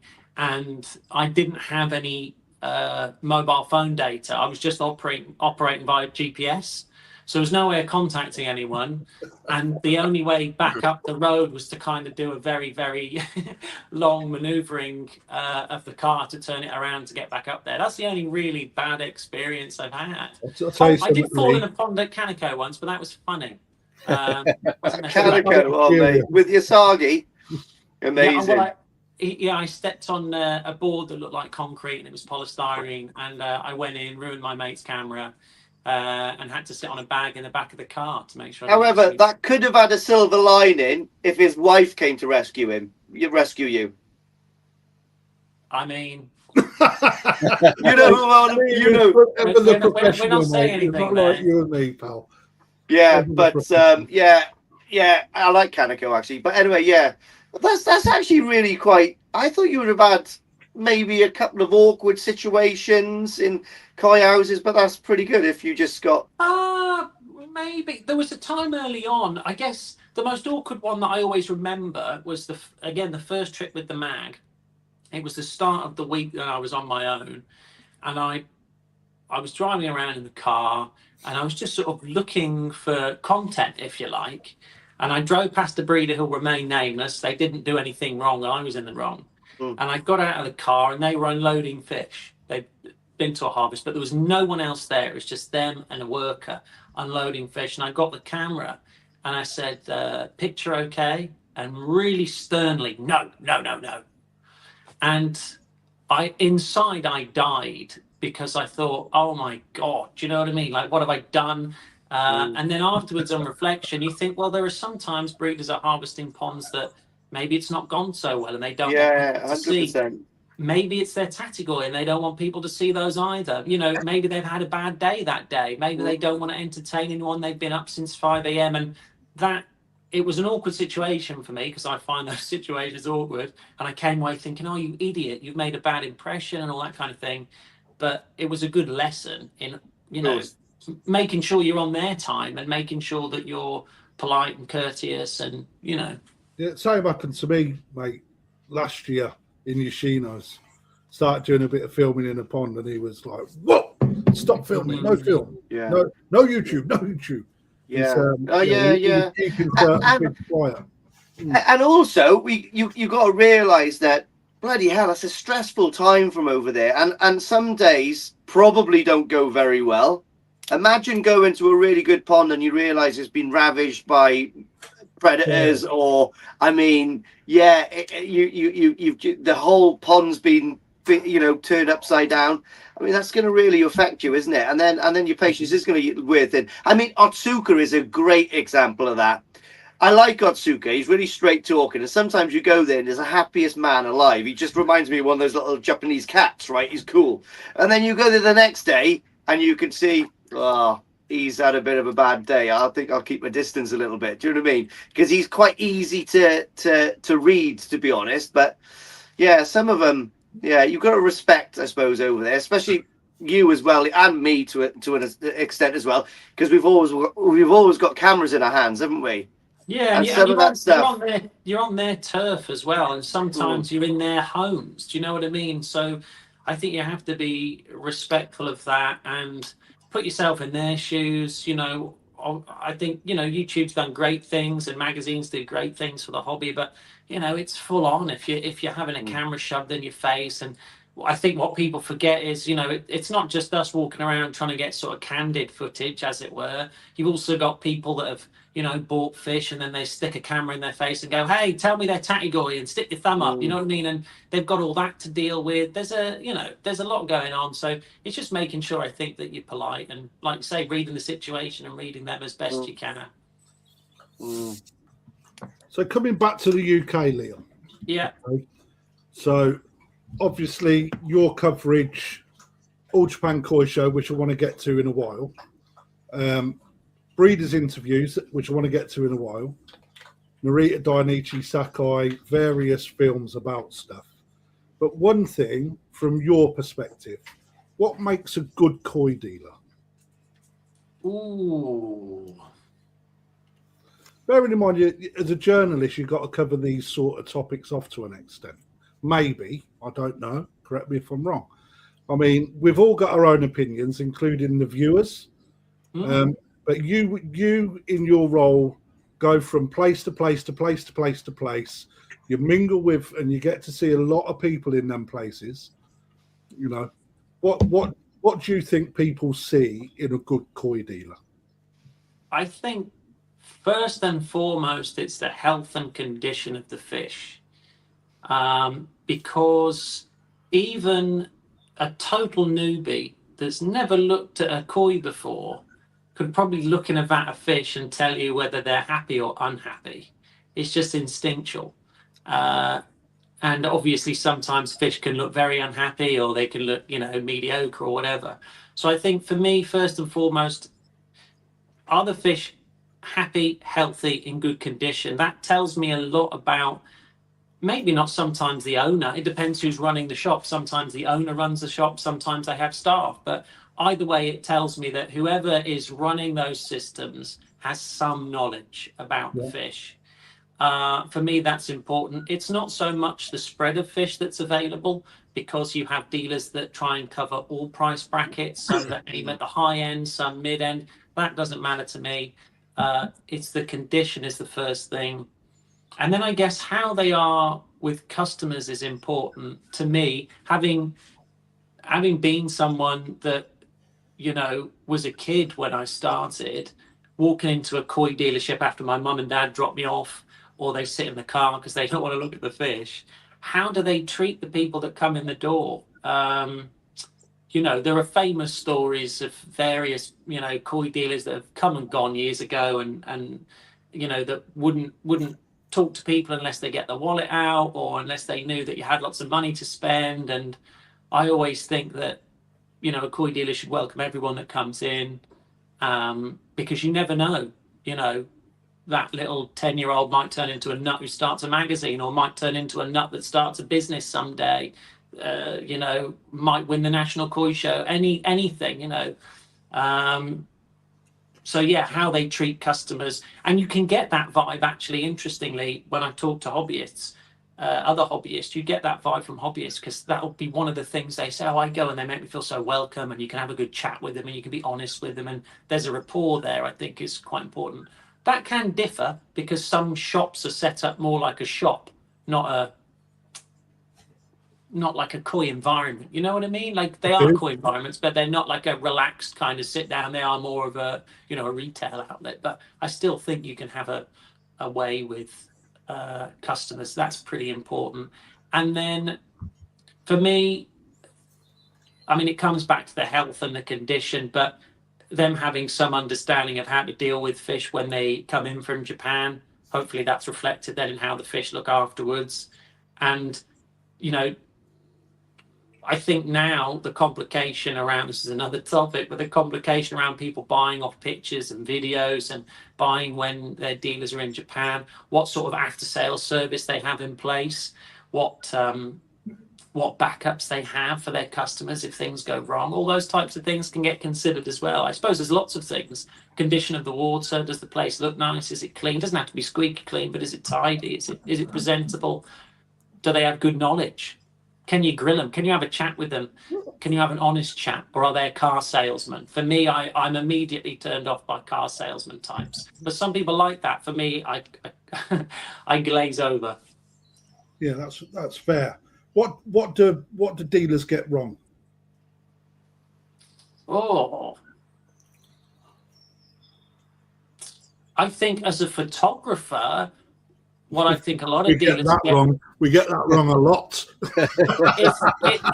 It's that. But it's the hardest thing, right? It's presenting the fish. You know, a picture sells a fish, a video sells a fish. And I think a lot of dealers don't put enough time or value into that. Not saying that they have the time. Being a dealer is very busy, but I think there's also technical knowledge behind it, and there's a secret formula to getting a good shot on a fish. And Liam, if we said to you now, what's the settings on your camera, you'd tell us to go jump, wouldn't you? Well, but I think that's wrong, right? Okay, so let's just put it this way. I think that's right. No. What I'm saying is, I can give someone a tattoo machine and tell them exactly how to use it, but they wouldn't be able to do a tattoo like I do. I can also give them a sniper rifle and ask them to go and shoot something at 800 meters, but they wouldn't hit it. Liam could give me the settings of the camera, but I wouldn't be able to take a good picture. It's experience using that tool, no matter what it is, and talent and hard work to get it right. That's exactly what it is. So, Liam, what is those settings, by the way? You've buttered me up. I got my camera right here. Let's get him in. You've buttered me up lovely, and I agree with everything that you've just said, but I've forgotten. That's because they're already set. I just can't remember. It's like, no, I think you hit a valid point. I mean, all three of us this week, actually, with different conversations I've had with Dave and Lee, we've all spoken. In fact, Lee and Dave as well. We've all spoken about photographing this. Do you know what? I'll be honest with you. Oh, sorry. I'll be honest with you. I've been practicing tonight, right? I'm not joking. I practice on ceramic koi as well, right? I just something to practice on. Yeah. And it's taken longer than I thought to work out these settings. Yeah. But do you know what? I have asked a few people what the settings are to get me a base start. However, a photographer like Liam and other people who do it every day, I don't really want to copy those. I want my own style. I want my settings. I want someone like Liam that knows what he's looking at to go, oh, he's done quite well there. Do you know what I mean? I like the style he's got there because, I mean, when people take pictures of fish, there is going to be a style that they use, what angle they use, maybe what settings they use, how maybe they actually finish it off on the editing suite. I mean, I want my own personality in my pictures, but it is hard to try to get this dialed in just for a decent starting point at the moment. But I think, yeah, you're right. A good picture will sell a good fish. So Yeah, Liam, agreed. And also, I think you're right there about the style and all that kind of thing. You develop your own taste with it, and that's really important. Like when I didn't know how to shoot fish, everything that I've done has been self-taught through looking at other photographers and their photos, and then working backwards and trying to figure out how have they done that, and how do I tweak that? Like you're saying, Lee, how do I bring my own style to it? And Yeah. I remember early days thinking, well, I like that guy and I like that guy, but I'd like something in between the two of them. And working towards that, and then you know, inevitably you look back on last year's, you think, God Almighty, there's always something that you're changing and tweaking, and post, there's always something that you're doing there to tweak what you do. It's never ending. It's never ending. And the other thing is, you're absolutely right about the settings, because it's the knowledge of what works when as well. Like I could use my settings, and then in 15 minutes I'm outside at the National and the weather changes. different. I've got to completely and sometimes, you know, I remember shooting at the National once. It was really windy, and there's nothing you can do. It's like when the rain comes down. There's no amount of gizmos or gadgets you can deploy other than a huge gazebo over a vat. But that's it. You know, you just have to surrender and go, well, you know what? Or like last year was really sunny, and I couldn't cut through it. It was too powerful, too hot. And I remember looking back at the pictures and just not being as happy with them. But you just have to take it on the chin and go, that was the best I could do that day. Yeah. Let's move on. Yeah, you know? totally right. Yeah, and I think you learn from that every time as well. Mm. If you were to give one tip, because photography comes up irrespective of whether you're a dealer, a hobbyist, or whatever. People at some point like to take a good picture of their fish. If you used to give them one tip, what would it be? Pick your spot. Pick your spot. So I used to do, well, I'll explain that. I used to chase koi around. So I started by shooting koi in a bowl for dealers when I was a dealer, and then when I was working for dealers. And I would chase the fish. It's in the bowl, you've got a bit of anesthetic, and I'd still chase it around to try and get that angle, get that shot. Just pick your spot that looks the best, where you've got a bit of shading over the vat or whatever. If you're a hobbyist, you've got your fish out, you've got a little bit of, you've got the glare off, and stay there and wait for the fish to come to you. It stops you moving around, stops you getting tired, and keeps you focused.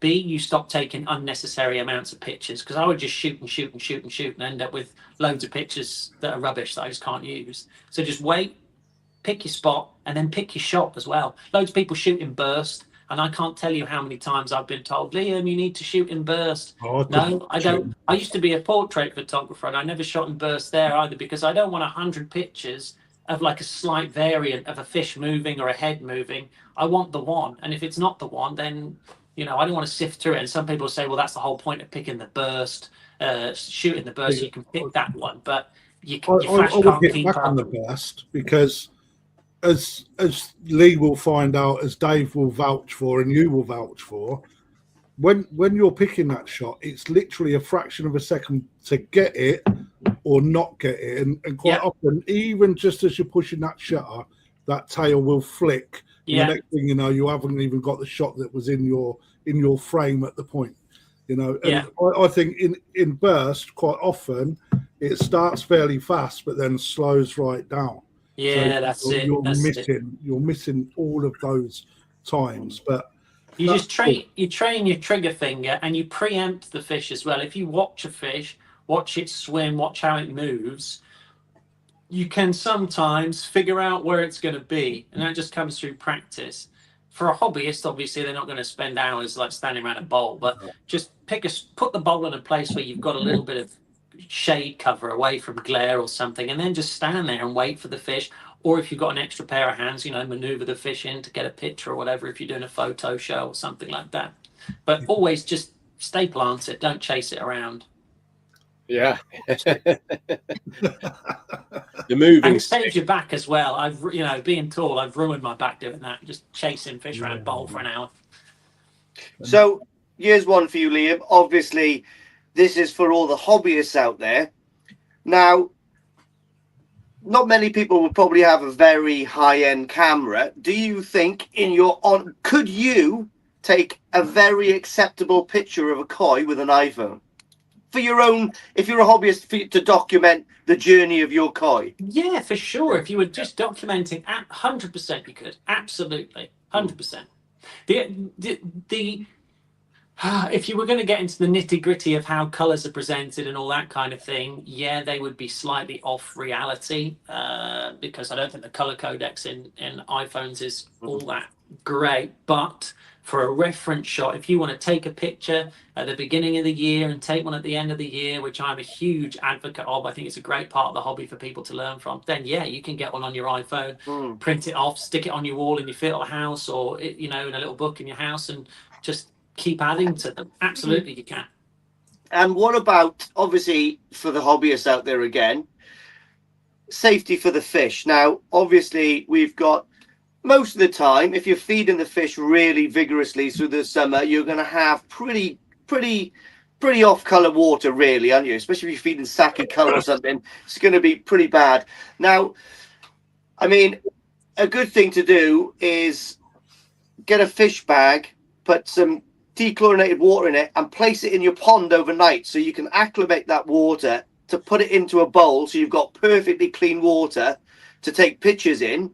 I think that's a good idea to do, because I've been told to do it anyway. But also, do you use koi sedate at all? Are you a fan of using koi sedate for the fish? Yeah, I think the clean water thing is a really good tip if you can get it to temperature, especially if you're feeding heavy, like you say.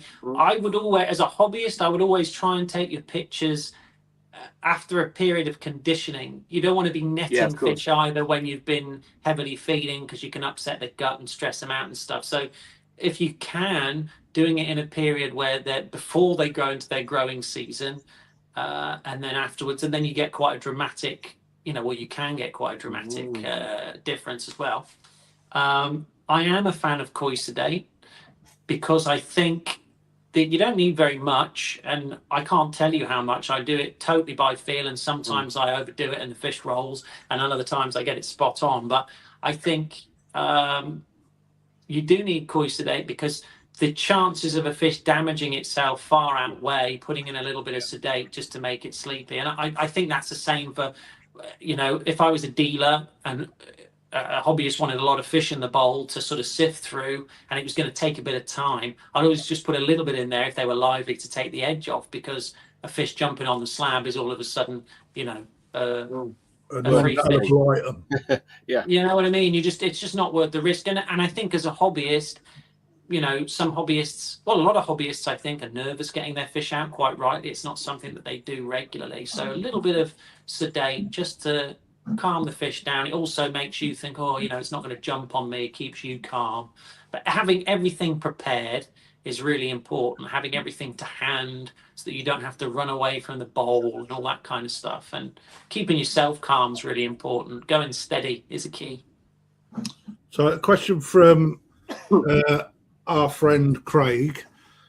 What does Liam take inspiration from with his photography, apart from obviously Craig SF? Playboy. Only Craig. So originally, when I started, I followed Mark Gardner's blogs, and I always loved Mark's photos because they felt very natural. So they weren't always your picture perfect straight photos. He could do those, but oftentimes the fish was swimming in the water and bending and twisting, and I really liked those. And I liked the light that he used. They look natural. They look like you would see them if you were looking in the vat. That was number one. Then Jane Manera, who has a very different style of photography, but is exquisite. He's a lovely bloke.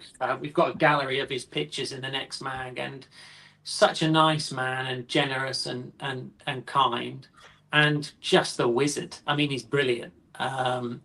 And I liked the sort of portrait, straight, atypical kind of image. And so it was blending those two, really. That was what initially started it off. And then when I met Johan and saw Johan's work, Johan was a lot like Mark as well, capturing them naturally in the vat, swimming and snatching bubbles, all those kinds of things. And you mix those in. So, and I think there are other photographers that I can't name specifically. There are loads that I know the work of, like Steve Gibbons, etc. But you don't get their name on the picture, as it were. They're in magazines and things like that. But every fish picture I look at has informed my taste at some point, whether I like it or whether I don't. Which is a good link into the next question, Liam. What is the next question? So, Rick from New Forest. Yes. What variety of koi do you love to photograph, or are the most photogenic? Ooh, it's a good one. That is a good one.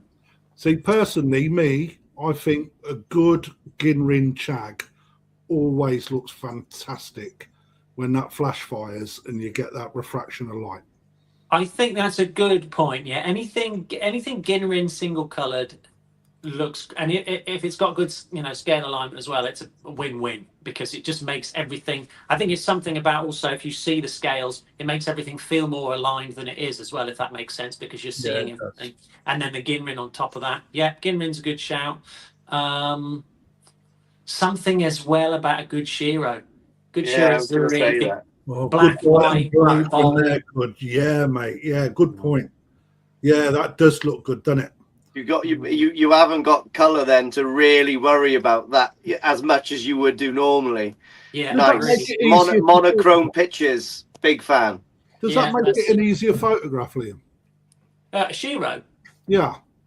It can do, and it can. It depends, because sometimes it depends how you lighten the fish, because sometimes you can lose too much detail in the sumi sometimes if you're not in the right position, so the flash doesn't wrap around the body enough. Yeah. But yeah, in terms of color balancing afterwards or anything like that, then yeah, it's much easier. You get a much harder job when you've got fish with red on them, of course, because you're trying to get that as true to life as possible. It's difficult. Yeah, very difficult. And even like Yamabuki can be quite hard to shoot, because you wash out the yellow. You can look at a fish that looks beautifully yellow in the bowl, and then you flash at it and you're flashing too hard and you make it look white or something. We often say that though, don't we? Sorry, go ahead, Dave, mate. I always find Platinum Ogan difficult, Liam. Yeah, another one. It's so difficult to get this scale. It seems to wash the scale, the true scalation out. It just never seems to look as good as it does with the naked eye. Yeah, it's again, I think because they're so reflective and lustrous, that when your flash hits them, hard bounce, you lose all the detail on the shoulder. So yeah, very easy to blow them out, and that's the true as well. If you've got Go Sankey with a big band of white over the shoulders, you can blow that out and you lose all the detail, and then you can make the sashi look better than it is and all that kind of stuff. So it's a balance. Anywhere where there's white, it's hard. Yeah. Which is, again, like we've put this together purposely, but Phil Norton has also brought in our mate Phil, Lee's boyfriend. Liam says, having received photos of his own fish, which you took, was just wondering if they are enhanced or touched up, so to say, as they were superb photographs. And I'd like you to mix that, if you can, with the photographs that you see in the likes of Rinko magazine, as an example, and where it differs from true to life to publication in those sort of magazines. So for me, it's always about trying to show the fish in its best light without cheating. So, for example, if I'm shooting and the tail moves and it makes it look pinched, or it makes the face look deformed or something like this because of the motion, I'm always going to take my time to get a picture that makes the fish look right. Likewise, some fish look better at different angles. So some fish, maybe they're a bit long and lean. If you alter the angle, you can make them look a little bit more kind of favourable. You can make them look short and stumpy as well at the wrong angle. Well, you could do if you go too short down, absolutely. also some fish just aren't very photogenic. It's like humans. You can look at a beautiful fish, put a camera on it, and it just doesn't translate. So No, I do apologise, everyone. Just so. sometimes it takes a while to figure that out. But in terms of editing, I try to keep it very crisp. I try to just stay as true as I can. Obviously, if there's blemishes, I don't mean in the actual fish, but I mean if there's waste in the water and that's over a scale or anything like this, I try and make the image as clean as possible, get rid of any gunk, because at koi shows there's always something in the water. I was about to ask that, mate, because when we're photographing in store, after a few fish, we have to do a water change. Yeah. You know, because the mucus that comes off some fish, not all fish. Yeah. You could do 2 or 3 and the water stays perfectly good. Put a next one in that's a little bit more stressed out and pushes that mucus into the water. You don't see it with your naked eye until you put it on the PC. When you download it onto the actual on your Mac, all of a sudden you've got more bits than soft mick. Yeah, you know what I mean? It's like, how do you combat that in a show vat? You pick your spot. So some vats are dirtier than others. That's true. And there are some times when there's a huge amount of gunk in the vat. I have a good relationship with all the shows now that I shoot at. They know that I abide by their rules. So I'll use a disinfected net and clean the muck out. Or one of the show team will do it for me if they're available and they're happy to do that. So that's the starting point if a vat is particularly mucky. If that doesn't help, sometimes it doesn't, like you say, it's mucus or whatever, then you just have to work with it. And sometimes I've shot fish in vats that are quite milky, and you'll see it in the photos. You know, if you were to put all the photos from that show up against each other, you'd see the ones that were just in milky water. You can't work around it. And sometimes you can get loads of bits and you start editing them out and you think, you know what, I'm going to be here forever. It'll just have to be as it is. You know, and sometimes you're lucky. Sometimes the water's crisp, it's fresh, it's really clear, looks like it's come straight out of the tap, and the fish are posing at you and it's done in a couple of minutes. You know, it really is the luck of the draw sometimes. It really annoys me sometimes when you can get that money shot in one hit within 30 seconds sometimes, and then the next fish seems to have found reverse gear, you know, and it shows you the underside of its pecs the whole time. Doesn't matter what you do, it just wants to swim backwards. It does my nutting. I don't know where he's half the time. What would you consider? How do I word this now? What is the most important photo that you've had to take, or what would you consider your most important photo in your career that you've taken, maybe for a publication of your own or maybe for something else? I think for me, the one I felt the biggest pressure of was the first time I shot the All Japan Koi Show GC, because it wasn't going anywhere. It hadn't been asked by anybody. It was for me, for my social media and for the magazine. But the thought that I was at that show shooting that fish, it was like it was an adrenaline rush, to be honest, because I was just thinking I've got to get it right. I bet there's a lot and you the whole point of me going out there was to sort of say, okay, well, I shoot fish, and I've been shooting in the UK now for a while, and now I want to show that I can shoot on the biggest stages in the world, and the only way you can do that is to go to Japan and ask if you're allowed to do it. And they luckily let me, and I had to go. And so, but for internal pressure, there was a lot of pressure. I really wanted to make sure I do a good job. And every time I go back, you feel the pressure, because it's like a healthy form of competition. You see all the other photographers there, and you think, oh, I wonder if they've nailed it. You know what I mean? Like, how are they doing? Have they got the right shot? Or, you know, so all that's like a bit of a driving force for me, really, to make sure I do a good job. Do you find the All Japan organisation and everything that they're very helpful towards what you do, Liam? 100% they are. Yeah, I mean, when you consider the scale of what's going on there and the cost of the fish in that room and all of the moving components, to let some randomer in with a camera, you know, they're very trusting in that regard, and they'll, you know, obviously, I mean, I had to go and have a chat with someone. Steve Gibbons introduced me to someone to talk to. I took a magazine, explained what I was about, and you know, but I'm sure if you were to overstep the mark or do something inappropriate, you wouldn't be asked back again, because it's just too much of a gamble. And I think that's absolutely right. That's how it should be. Yeah. Right, I'm just gonna pull up another question. Go on in. I want to bring us away from photography a little bit. Yeah.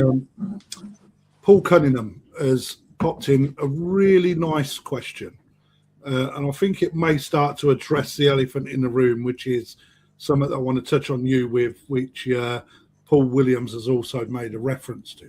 But what trends does Liam see for the koi industry in the coming years? Trends. I mean, does anybody else want to chip in on that? What trends? I mean, we've all been to Japan. Maybe. Okay, so yeah, it depends what he means. Maybe fish trends. Now we all know. I mean, since I've been in the hobby, which is very limited. Well, actually, I mean, I have been in the hobby for quite a long time, because my grandfather kept koi as well in like '85 and stuff. But I mean, recently, body structures have become the latest thing, haven't they, in Japan? You know, big Danichi bodies, and then some of the older bloodlines that are a little thinner have been left behind, and it's more common these days for powerful bodies. I mean, that was a new trend a few years ago. I mean, where does it go from there, though, Lee? Well, exactly. Do you know what? You know, flares come back in every 30 years. Maybe it'll go backwards, and people will want a bit more leaner looking fish. Who knows? I don't think that'll ever happen, personally. I don't think so, but maybe that's a trend. Maybe, you know, different varieties. What about you, Dave? Anything from yourself? Well, it's quite a hard question to answer, isn't it? Yeah, I mean, Lee's right about the bodies. I mean, every breeder now is just chasing these big Sakai bodies, Dainichi bodies, sometimes to the detriment of the actual koi, possibly, in my opinion. Yeah, I'd agree. You know, I think Liam touched on that with an absolutely fabulous interview with Ryuki, and a very honest, I thought, by Ryuki to be actually that open and honest. And I think you did fabulous to get that interview. I mean, to be fair, Dave, people aren't going to understand what you're saying, because not everyone has seen the article. So if you could elaborate, so people have an understanding. You know, I mean, I've for many years wondered where this, I'm not going to call it an obsession, or is it an obsession? This, yeah, it is a kind of obsession with big koi. No, there's definitely a massive obsession for that. You know, where does it end, and to what level does it get pushed before it's at the detrimental effect of that koi? And you know, I've always said these fish that are making these extreme sizes at 2 and 3, you know, are they going to be there at 7, 8, 9, and 10? I don't think so. I think the majority of, this is my own gut feeling, but I would have a guess, and this was before Liam's article, an interview, that the majority of the grand champions now are probably 5, 6 years old, where years ago they used to be 11, 12, 13, and I bet you most of them don't reach that age anymore. And this is how a trend of a body shape and a size, what it's actually done to the koi hobby in a way. That's my, I've always had that I'm just convinced certain things are being pushed too much now for a trend, too quickly and too much. Liam, is that giving you any? I think that's a good sideline. I think the sort of chasing jumbo fish, which was, I mean, funnily enough, that was the article that kicked off the mag. That was an article that I originally wrote for Nigel and was going to go in his magazine. And I think that's absolutely it. The obsession with getting fish as big as possible, as quickly as possible. And the sort of the idea behind that, I guess, from a Japan point of view, is that if they get them to 90, 95, you know, they can contend for GC. And the younger they do it, the more youthful they look. But obviously, to get them to that size comes at a cost. And I think what a lot of hobbyists do is they look at that and go, right, I'm going to replicate that.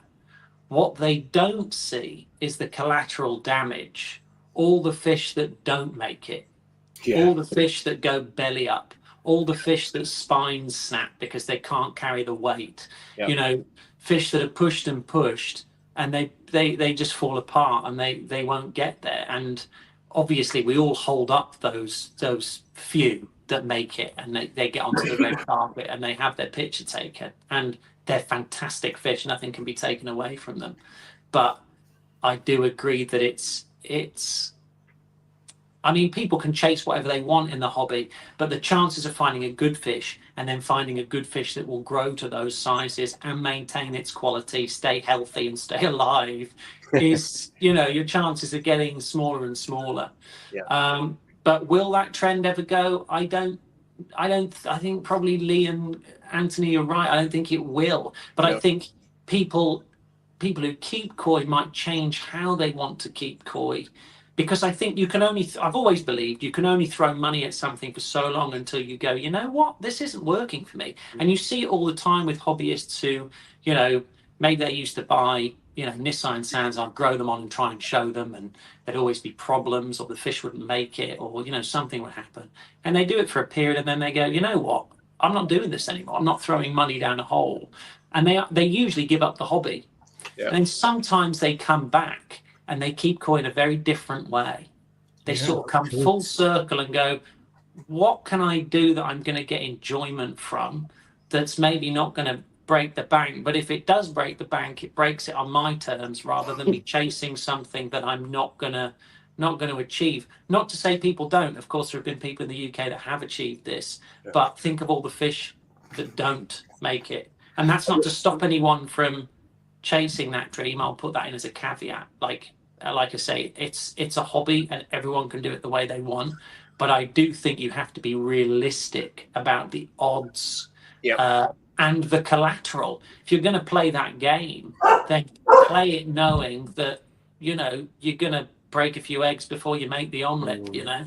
I think that's a good point, Liam, because I've got a few customers who have came into the hobby, started with growing tosai, and then stepped into the Nisai market. And, you know, it can lead to success, but it can lead to also great disappointment if that one fish doesn't go the way you want it to in year 3, year 4, etc. And I've got a couple of guys now that have all just what you said. They've gone full circle. They've become disillusioned with that method. And they're now more prepared to buy 5, 6, 7 tosai a year and challenge themselves there to see if they can get one gem out of that. And so I think you're right in saying that for some people, the hobby can go that direction and they can give up totally. And then others that can take that direction and go, do you know what, this isn't for me, chasing that fish that it can also switch varieties as well. You know, I've got pals who have switched to single coloured fish because they were used to buying a certain level of Gosanki that are now out of their price bracket. And that's just simply because that's how the market's gone. And they look at it and go, you know what, I'm now paying more money for a lesser quality fish perhaps, and maybe they're falling apart. Fish are being prepared and conditioned in a different way as well, which I think is a separate topic. But they basically look at it and go, you know what, I can invest this money in a nice single coloured fish and it's going to stay pretty solid and it's going to look pretty good, and I'm probably going to get it pretty big, you know, if they've got the big, you know, the big itch that they want to scratch or whatever. So people change the varieties. And that was another thing I was going to say about sort of trends that catch on. I think people might look to do that. I mean, we're already seeing it with the Weird and Wonderfuls coming back. I was at a dealer event the other day, and a hobbyist was picking out fish, and you know, they were sort of saying, well, I've got everything else. You know, what else is there to buy? They want something unusual. And I think that's probably where it'll go, you know, as well. And someone said that, you know, it wasn't so long ago that breeders wouldn't have even considered breeding these varieties because no one was buying them. But now people want to buy them and enjoy them and create a mix in the pond, a collection, all that kind of thing. I can remember seeing them years ago, sort of like they were the breeders' rejects. Nobody wanted them, Liam. Like you said, they were just culled. Do you know? I'll call the next trend now, right? Go on then. I really think. I'm holding you to this. Right. Okay. So as koi dealers, Crafty and Dave, what variety was discarded but now is proper flavour of the month? Aragoki. Aragoki goes Correct. Okay. Now then, I've got a funny feeling. I've got a good friend who's got a really good YouTube channel, and he's changed to mirror carp and linear carp.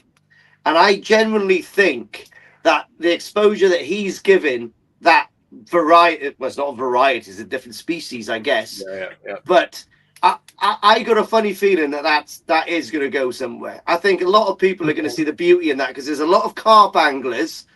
I mean, those things grow fast. They look like an Aragoki, and you'll never need a flute treatment with them. Is it that people will change from koi to those, or more people will keep them, though, Lee?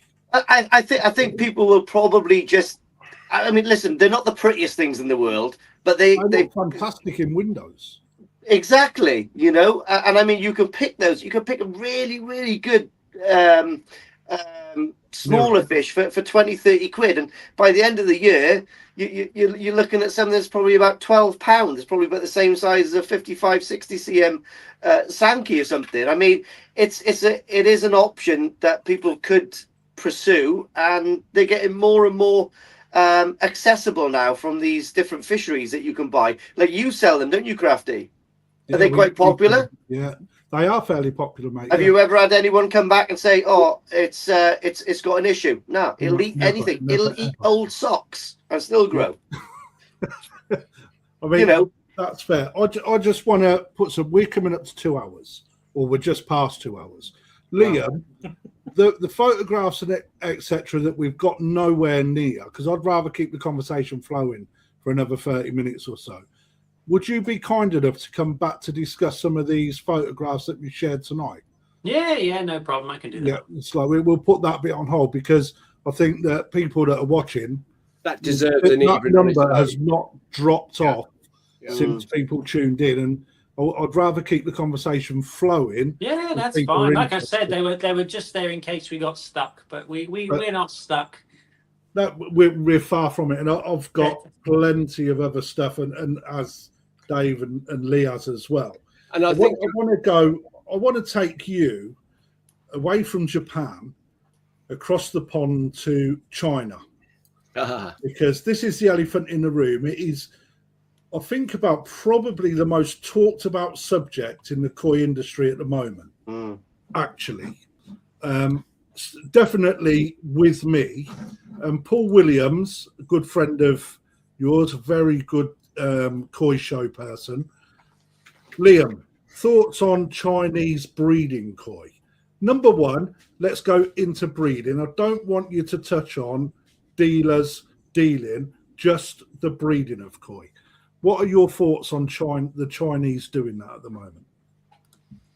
So I have to start this by saying I haven't been there and seen it with my own eyes yet. So all I'm going off is what I've seen online through conversations with dealers, pictures and videos. Chris Giles, exactly, that I've been sent, and Matt and Tree have sent me a lot of information as well. In regards to what do I think of them breeding, I think, it's less about the quality of what they're breeding and more about, because that's happening, that's going to continue developing. So I think as hobbyists and enthusiasts, we can stop asking the question, are Chinese koi any good? It's how is it going to affect the market and the industry and the hobby where we are, if at all? Because the good part is already answered. That's developing and will continue to do so. From what from who I've spoken to, they've all been very impressed with the quality, with the facilities. The scale of everything is what constantly comes back to me. That idea of what feels like unlimited scale. So you take something that, like Dave picked up on at the very beginning in Japan, you've got the new farms, you've got the old farms, the high tech, the low tech, and here in China, it's being turned into an industry, like a full-on industrialization of koi breeding. Factories.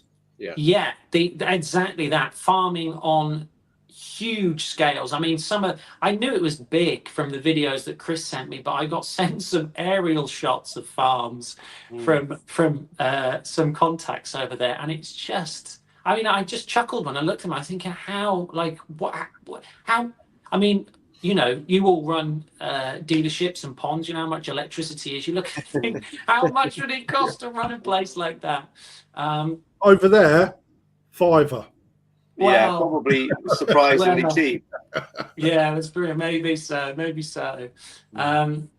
So the scale of it is nuts, and for me, it's that question of, does the scale outrun the craft? Because what are we always thinking about? Koi is a numbers game. So if everything goes well, the more koi you breed, the better koi you get at the end of it. The more better koi you get at the end of it, right? It's a numbers game if everything goes well. So if numbers then don't become a problem, then you're going to end up with more better fish. That's the math, isn't it? If you keep them alive and you give them the right environment and you breed more of them, if you have 5,000 tatigoi instead of 800, that's scale. And if you can do that, then that's how it starts affecting. So then you have to ask yourself the question, okay, well then how does that impact the market? I mean, at this point in the UK, it's not really impacting us so much because there's not so many coming over, right? And someone raised a really interesting point to me at the same Koi Club event the other week. And she said that you have to remember the scale of fish keeping in China, and this is true from the research that I've done, is that they don't even need to rely on export. There's so many people keeping fish there that they'll just buy them internally. Yeah. So they don't need us, really. No, but that could actually have an effect. We're hoping. We're hoping that is probably what would happen, Liam, and in effect, that stops them purchasing so many in Japan, which will start to maybe stop the price rises that we've seen in the last 5, 6, 7 years in Japan. Especially from the Asian influence that come over with the big money. Yeah. Just totally. I mean, Lee, I think 3 years ago when we was there, we went to a Chinese dealer in Nagata. We did, yeah.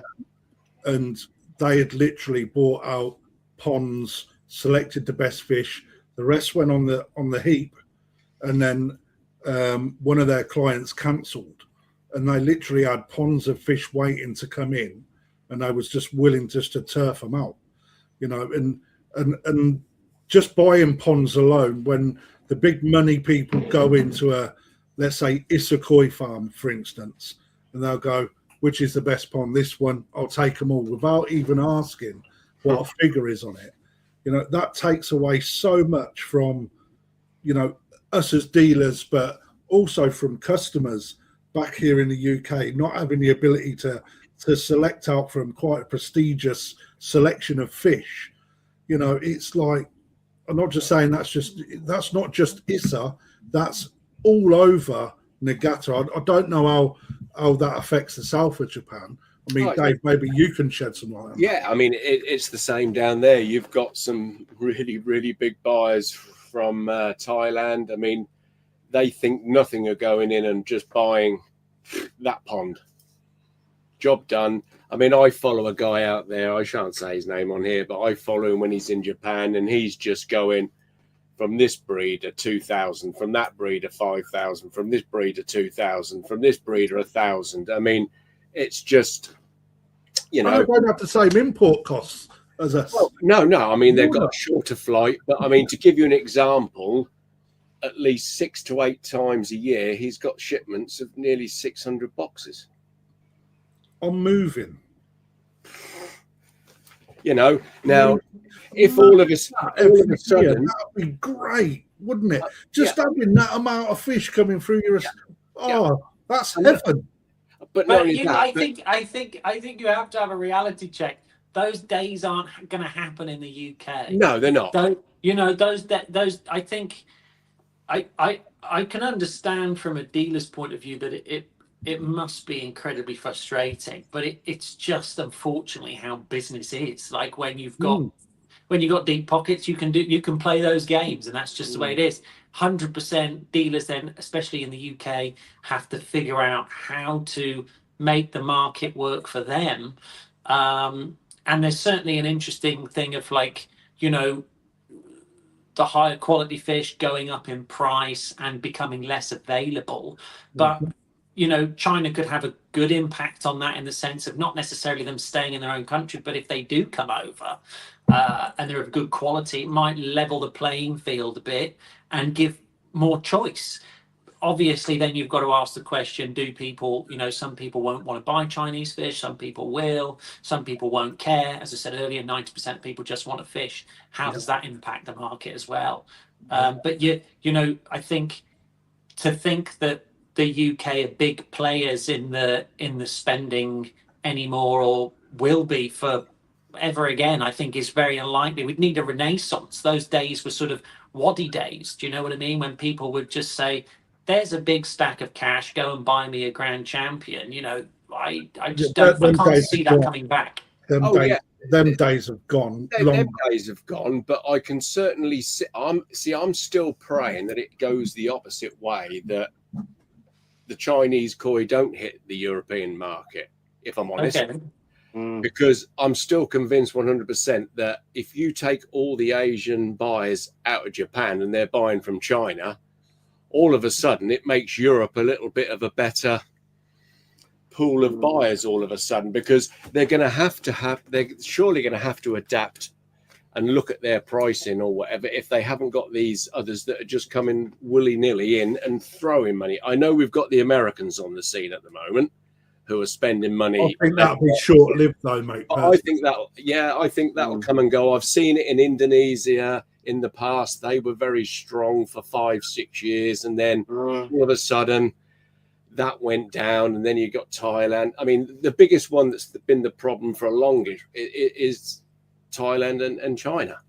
They've been your biggest buyers by far for many, many years, and it does make you wonder if that market all of a sudden switches direct to China. Yeah, it would make sense. Why wouldn't you buy from China if you're in China? To throw a spanner in the works, I agree. That could be one scenario. The other scenario is that could happen, but then Japanese koi are held on a pedestal as the original, and people buy on the bloodline. And so there'll still be breeders in China that want to buy Japanese fish to breed from. I mean, they might want to take it completely exclusively Chinese. There are a few farms that have done that, I know. But you then might get into a situation where Japanese bloodlines are held up as like the elite, and it pushes the price on the good koi even higher. But I mean, the Chinese have got all the bloodlines out there now, haven't they? Yeah, but they're going to in mass. Yeah. I mean, but we talk bloodlines, though, Liam. We talk bloodlines, right? If you come away from China and then look at a lot of the smaller farms around Nagata, or even outside of the big three, Momotaro, Sakai, Dainichi, for example, right? Everybody is trying to inject them sort of bloodlines into their own bloodline anyway, right? Yeah. So I use Yoshino as an example. Yamaguchi are two small farms as another example. Dainichi uses a huge amount of Dainichi bloodline. Yamaguchi uses a huge amount of Sakai bloodline.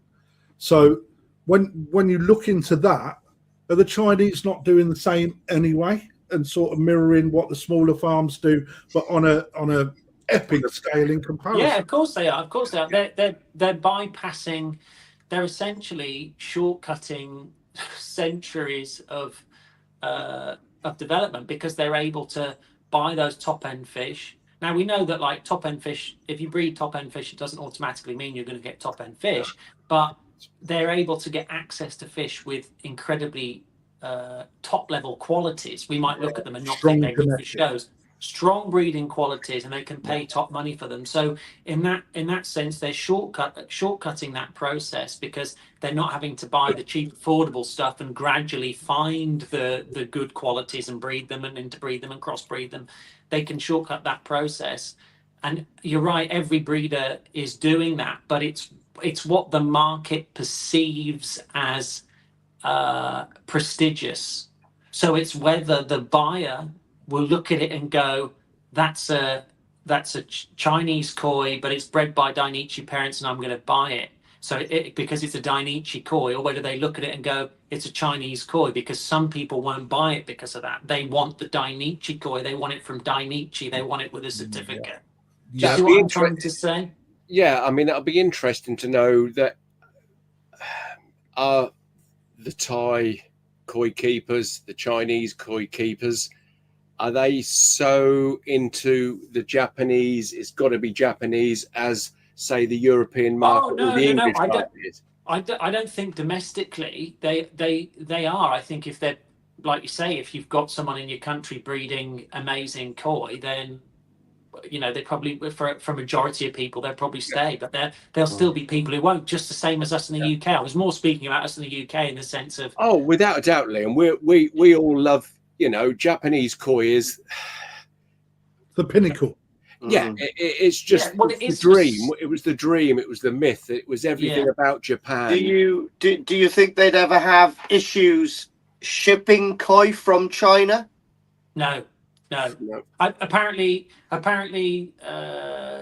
once they get the licenses all done, and that's it. They've still got SVC free status, the same as Japan. So technically, if you've got everything in place, you can ship them the same. There's no problem. Okay, so you answered that very quickly. I mean, I don't know what level of knowledge you've got on it, Liam, and if you don't know that's 100% fair enough, because I think that everybody is talking and not necessarily having a full understanding of what China's about yet. But what about disease control over there? Because, I mean, let's face it, and I don't want to poo-poo China and people within the koi industry over there, right? But as Westerners, we see a lot of issues with how the Chinese live, how they eat, how they control disease, etc. It's not on the same sort of standard, where Japan is very ring-fenced into ensuring that dealers or breeders, if they get problems, they are halted, their fish are culled, they are inspected, and only when they can produce a koi that is disease-free as much as possible, that they are then allowed to start trading again. Is there any controls that you know about in China that can prevent that sort of thing from being imported across to us? No, I don't have any grounded evidence of any of that. I haven't been given any information regarding that, so I couldn't comment. No, that's my bone of contention, because I agree with that. That side of things, the koi are and how many they breed and what the pricing is potentially going to be. We don't even know the pricing either.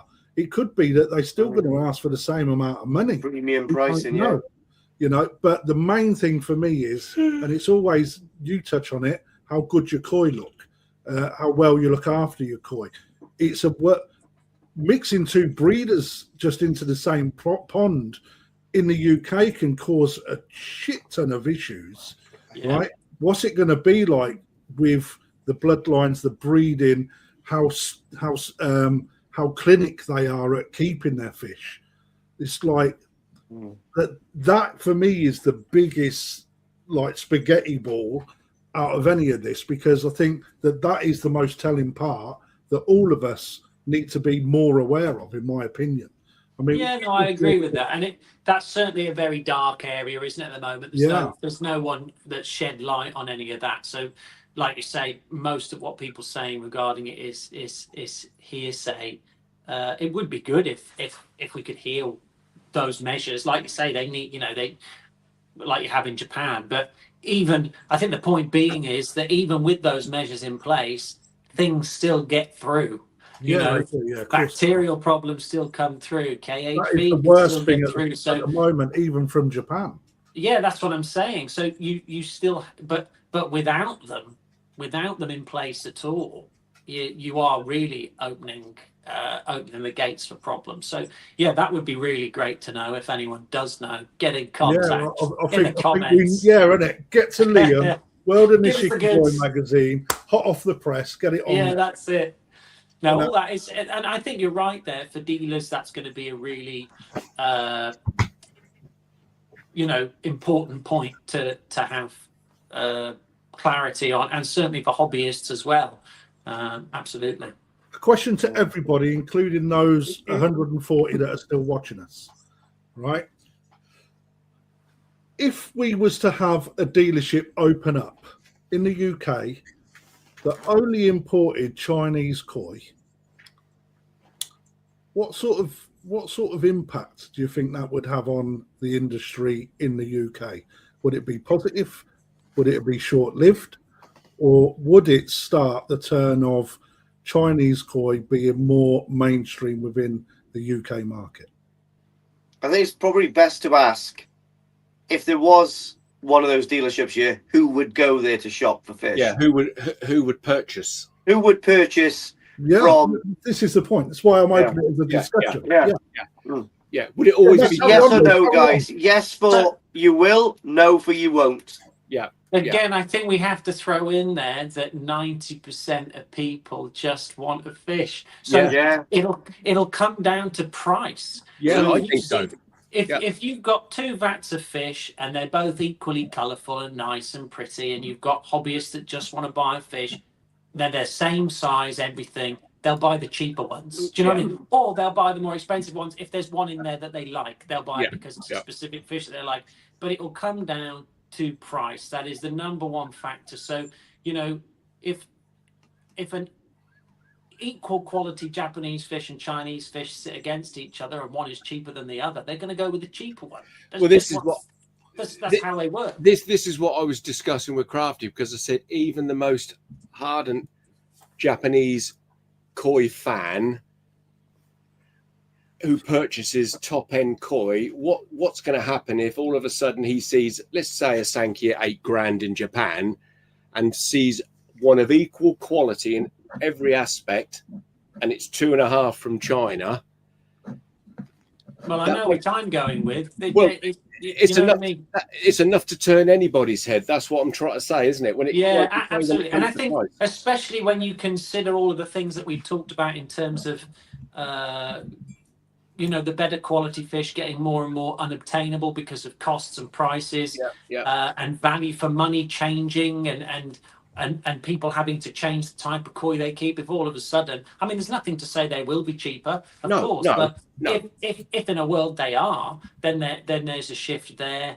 It's just it's like the same when Israeli koi were big on the scene. When they were considerably cheaper than Japanese. I know things have changed, but people didn't care. They just buy them. They're koi, they're colourful. Yeah, I'll have that. It doesn't matter. Or English bread, doesn't matter. I'll have them.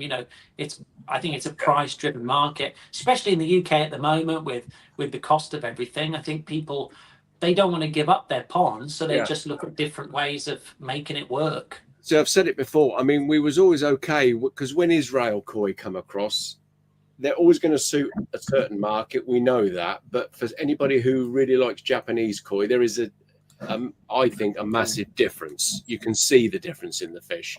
So that didn't pull the real Japanese enthusiasts for koi across. But I can quite easily see this could happen with Chinese if you're seeing like for like.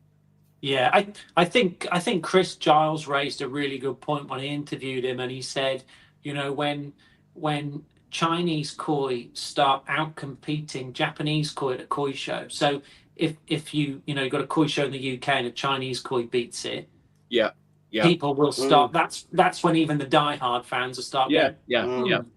That you can't ignore that. Do you know what I mean? That's not something you can brush off. And the more that happens, the less people will care. But then again, there's all those things of people like to buy the heritage, people like the connection of the hobby. It's also more, it's not just about the fish, is it? Some people enjoy the culture of Japan, Japanese gardens, bonsai, all these things that they bring into their koi hobby, surround their pond with, the design, even artwork that people like on the walls, the artwork they have on their t-shirts, there's all those things that are tied to it as well. So for some people it'll never be a switch, it'll never happen. No, I mean, for me personally it would never be a switch, because I've bought into the heritage of Japan. But I can see it in the future as maybe new younger dealers come in who perhaps haven't got that affinity with Japan. Yeah, sure. And it's just a business, I can source koi there for X amount, and that returns me more by doing that. I can see that. And for new hobbyists as well, it's quite interesting you say new dealers, because I suppose if you're a new hobbyist, then you're a newbie and you walk into... no different.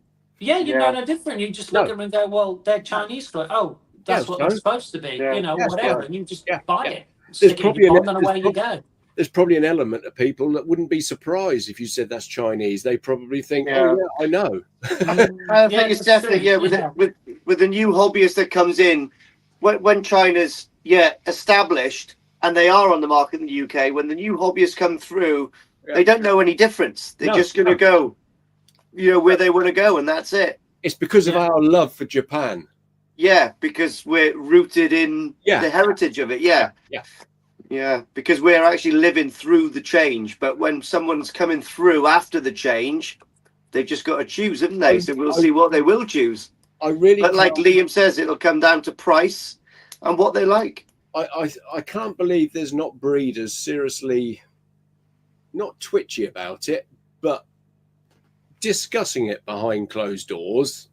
I can't believe this. Well, do you know what? Kentro Sakai Fish Farm is really involved with China at the moment. So, I mean, maybe he's, keeping his cards close to his chest, and maybe he knows a little bit more than everyone else does. But he's certainly got his fingers in the pie over there. Maybe, maybe who knows? We'll get him on. Yeah, I'll send a message to him tonight. Yeah. Well, in that regard, there has to be some sort of. He has to know that there's a mutual beneficial kind of angle to it. Otherwise, he wouldn't be doing it. So he definitely sees something that we don't. Maybe he thinks if it blows up, then he blows up with it. Exactly. You can't. And like you say, I'm sure there are conversations going on behind closed doors discussing it and things, and what will happen. But it is interesting, isn't it? That you'd think someone walks in and just buys some of your best fish to rip off your bloodline. You'd think you'd go, no, you can't have them. But it's just business again. Maybe they don't feel threatened. Maybe they do. Who knows? You've got to ask them. Well, Liam, didn't even Ryuki put something out on his Facebook 2 or 3 months ago now, something in relation to almost advising the Japanese breeders to not step up, but just... Yes, I think I remember the post. Just be mindful. Of what's... So what's obviously... going on. Yeah. Because it's one of those things that I suppose it's like like a boulder going down a hill. It can, you don't know until it becomes they call it a rock slide or something, or an avalanche. It's something small and becomes something big. Yeah, I think as soon as they start winning some big prizes and the koi become good, it's the same as, I don't know, motor racing in Le Mans. Ferrari was winning it constantly. As soon as Ford came in there, then it's the same with everything. The industry is pushed, I think, really through competition. So if they're getting good results from the bloodlines breeding over there and they're doing well, people will want them. The end consumer will want those fish. and they might come with a better price. Who knows? I mean, let's have a look what the comments are saying. So, Steve Rollins, I wouldn't mind having you on the show maybe in the future, mate, because I know you've got very good background in koi. So, excuse me if I say it wrong. Sooksin Farm using Sakai Fish Farm koi have Kentaro working with them, and their koi are already in the UK. In fact, swimming in my QT. Yeah, interesting. Very interesting. Yeah. I'd like to give you a little bit of a quiz on that. So I know that you've got a very good voice in the koi world and you're fairly respected. Let's get you on the show and let's ask you what's going on with that and how you come about it. And that you know, you got me on Facebook or whatnot. Drop us a line if you're interested, Steve. It'd be really good. That is quite interesting. That where he got them in, how he got them in, and if he's having any difficulties or if there's any differences being seen because they're being obviously bred in a completely different environment, being China. There was a dealer last year. Importing them, but you'll have to do your investigatory work to find out who it is. I think I already know who it is, but I'm not gonna drop on it. Just in case I'm wrong, but I don't think I am. Alan Tate, old man, I'm surprised he's still up. He's probably dozing off into his Horlicks, but here we will have a different view. I don't think the Chinese will fall down on health issues. And again, Alan, invite, let's get you on. It's like, again, Alan's probably got, for those people that don't know Alan is a very well-respected judge for koi all over the globe. He's been and is currently the chair of what's their thing called now, Liam? Koi Judges UK organisation. Yeah, but what's it? Conjunco, isn't it? Yeah, I can't say that, so I just said the full name. They do need to come up with a more catchy abbreviation. Bernie, if you're watching, you need something a bit punchier. Yeah, Bernie, you're in trouble for that, mate. But yeah, so I dare say that he's got levels of information coming from different angles about this, and whether he'd be wanting to share it or not is a different thing. But when we take that statement, you don't think the Chinese will fall down on that. There's obviously, I mean, how long have they been breeding? 20 years now? They've got to have been through the run of the mill to get to a stable breeding. And it is China. I mean, they do excel China. I mean, if they've got an end goal, they would work to it. Oh, without a doubt. I mean, yeah, I agree with that. There are farms out there already that aren't. I've got one in the next mag that he hasn't been using Japanese parent fish for like 12 years, all Chinese. Right. So they're already standing on their own 2 feet, some of these farms. And like Steve said, Kentro is also helping Long Dragon Koi Farm, which is Mr. Pan as well. Yeah. So there's they've got the backing and they've got the understanding, and I suppose they, like you say, if they've got a goal and that's the thing standing between them and bringing their koi to the wider world, they'll nuke it. They'll do it. Yeah, I think so. If anyone wants to do it, they could definitely do it. I mean, Peter Smith, he writes, koi from Israel and Poland haven't made the impact, so why would China? Yeah, interesting. I would say that's quite obvious, really, in fairness, because you can't compare Israel koi to Japanese koi. They're totally different, and if you know what you're looking at, you can see the difference. No question. They're not in the same league, in my opinion. So that's why. But would Chinese koi be in the same league, Dave? I think Chinese koi will. I mean, I saw. It might have been 18 months ago now, or even maybe 2 years ago. I saw from one of the big farms, and I think it's the farm that Chris from Selective went out to see. I don't know how I saw this now, but I saw 2 or 3 pages of koi that they were going to have for sale. Now, whether this was just in China or to the open world, I don't know. But on there, you could have quite easily said that was 2 sheets of koi from Sakai. Yeah, agreed. I've seen the same You've pictures. seen the same Agreed. thing, have you? Yeah. Was Yeah. it on your video, Liam? Pardon? Was it on your video that you done on YouTube? No. No, I don't think it was. You see some fish swimming in ponds there and a few in bowls, but certainly like the fish they bowled up at Mr. Pan's farm. Yeah, I think that's right, Mr. Pan's farm. You wouldn't know any difference. No, these pictures I saw, if that had Sakai Koi Farm, Dainichi Koi Farm, or whatever, one of the top, you would have not argued against it. Going back to the question, Polish koi, I think the simple reason for that is they're the same price as Japanese koi. So why would you? Whenever I saw a half decent Polish koi, it was every bit as expensive as a Japanese koi. So people have said, well, why switch? I suppose the Polish koi thing as well is maybe about scale as well. In Israel, you've got multiple farms. Yep. In Poland, as far as I'm aware, it's just Yoshki koi, isn't it? So that you're limited as to what one farm can produce to affect the market strongly enough, if that makes sense, I guess. Yeah, I mean, don't get me wrong. There is a lot of Israeli koi sold from garden centres and places like that, but they just never really taken off into what we deem the koi fraternity. Right.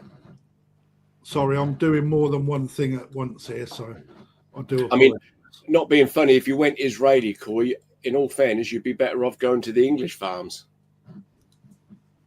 Yeah, which do really good stuff anyway, to be honest, the English farms. Yeah, exactly. You know, what Rick's doing down there and whatever, Adam By, you know, if you're going to go the Israeli route, I think that the English breeders are breeding everything just as good, personally. Definitely.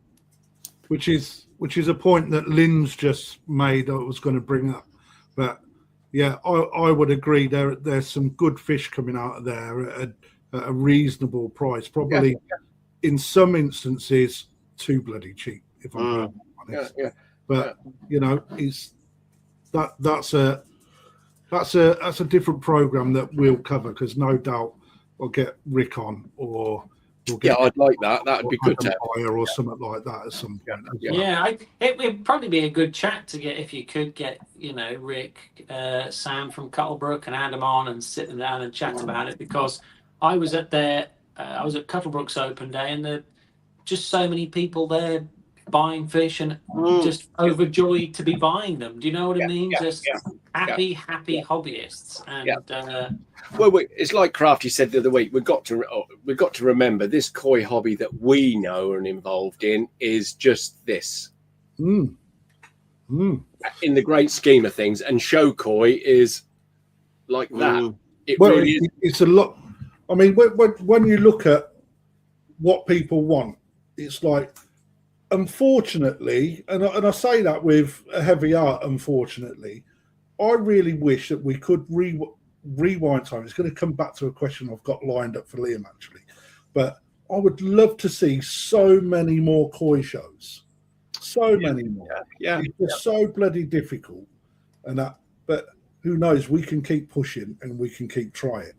But, you know, I think if we can keep what we've got, then we're lucky, to be perfectly honest. But Atsushi has made a point. Israeli koi might well be phased out as a result of it.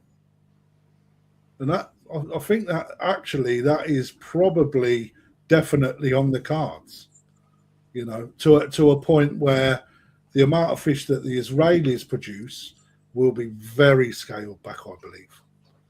Only the strongest will survive over there. Thank you, Atsushi. That's a good point to make, that is. The koi bar makes a statement. Depends on the price point. It may make the hobby more affordable, if cheaper. I personally wouldn't buy them, just like I won't buy English or Israeli koi. And again, it's not everybody's cup of tea. But I also know a lot of people that will only buy British koi. Yeah, you know, there's a lot of different tastes out there. I mean, and I think you make a point. Price point is going to be fairly key. I think that I wasn't listening to everything you were saying, so if you have touched on this, I do apologise, because I was looking for other stuff for the show. But price point can be extremely important. If they're too cheap, I think that they'll be underrated, personally.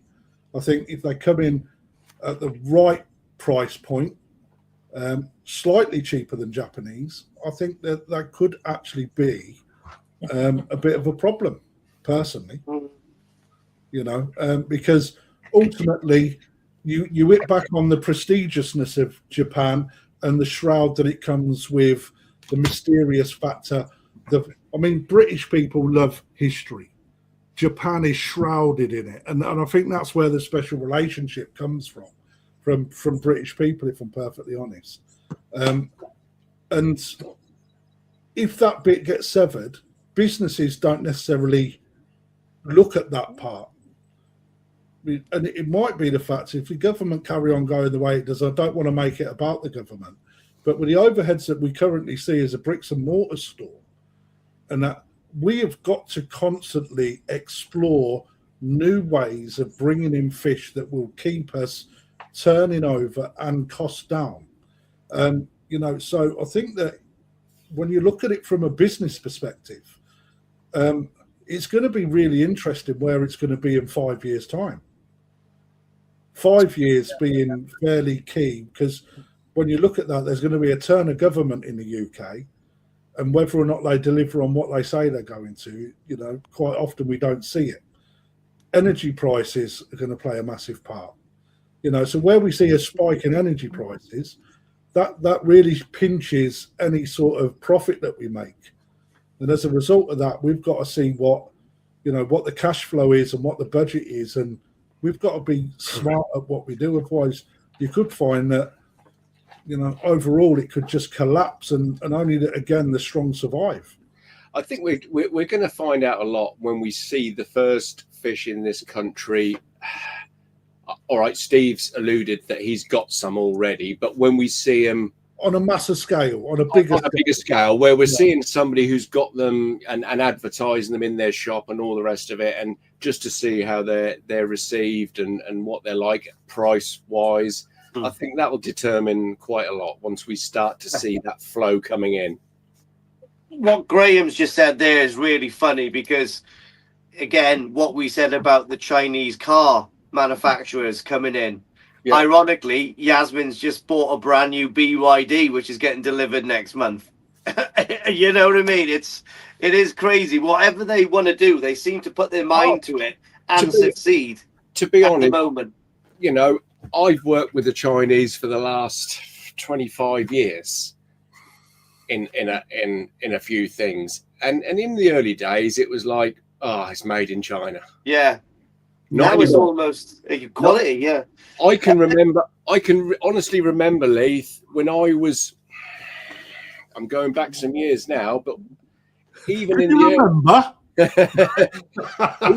earlier days, it was made in Japan was looked a little bit not so good as obviously other way, but obviously they've stepped forward leaps and bounds, and anything now made in Japan is, as we know, superb quality. China was back there as well, but now China are in a different position now, and if they want to produce something like you say, they will produce. And to be honest, it's not just fish. It's like, you know, everything. Look how well respected and actually how amazing the products from Mountain Tree is. Yeah.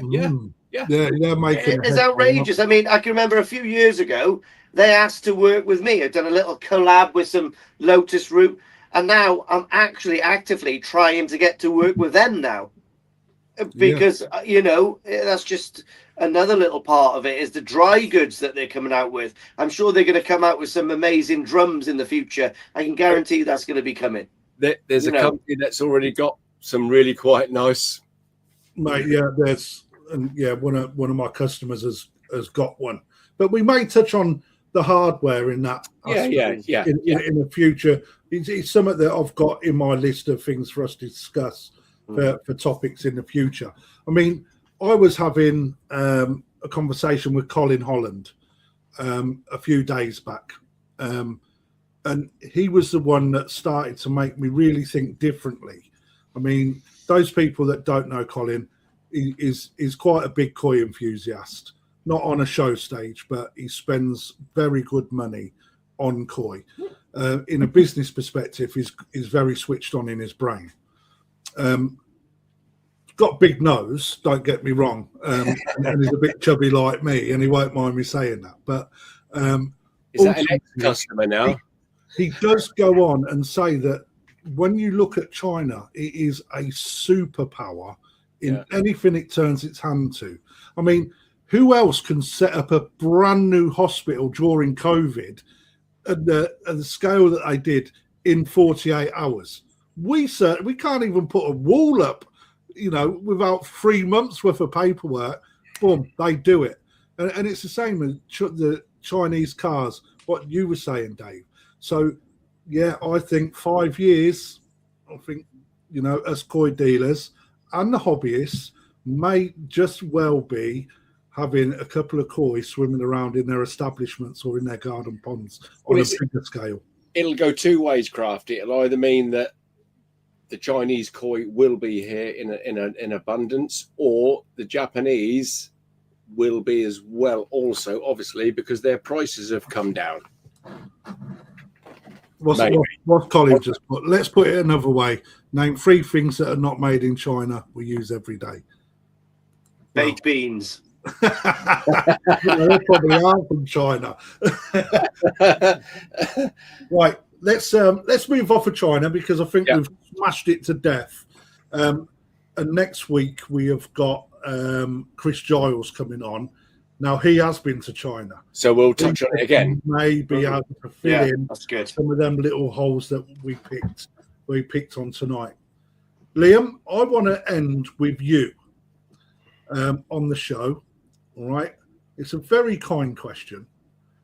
If you could completely restart your whole koi journey tomorrow with a £15,000 budget, what would you do differently?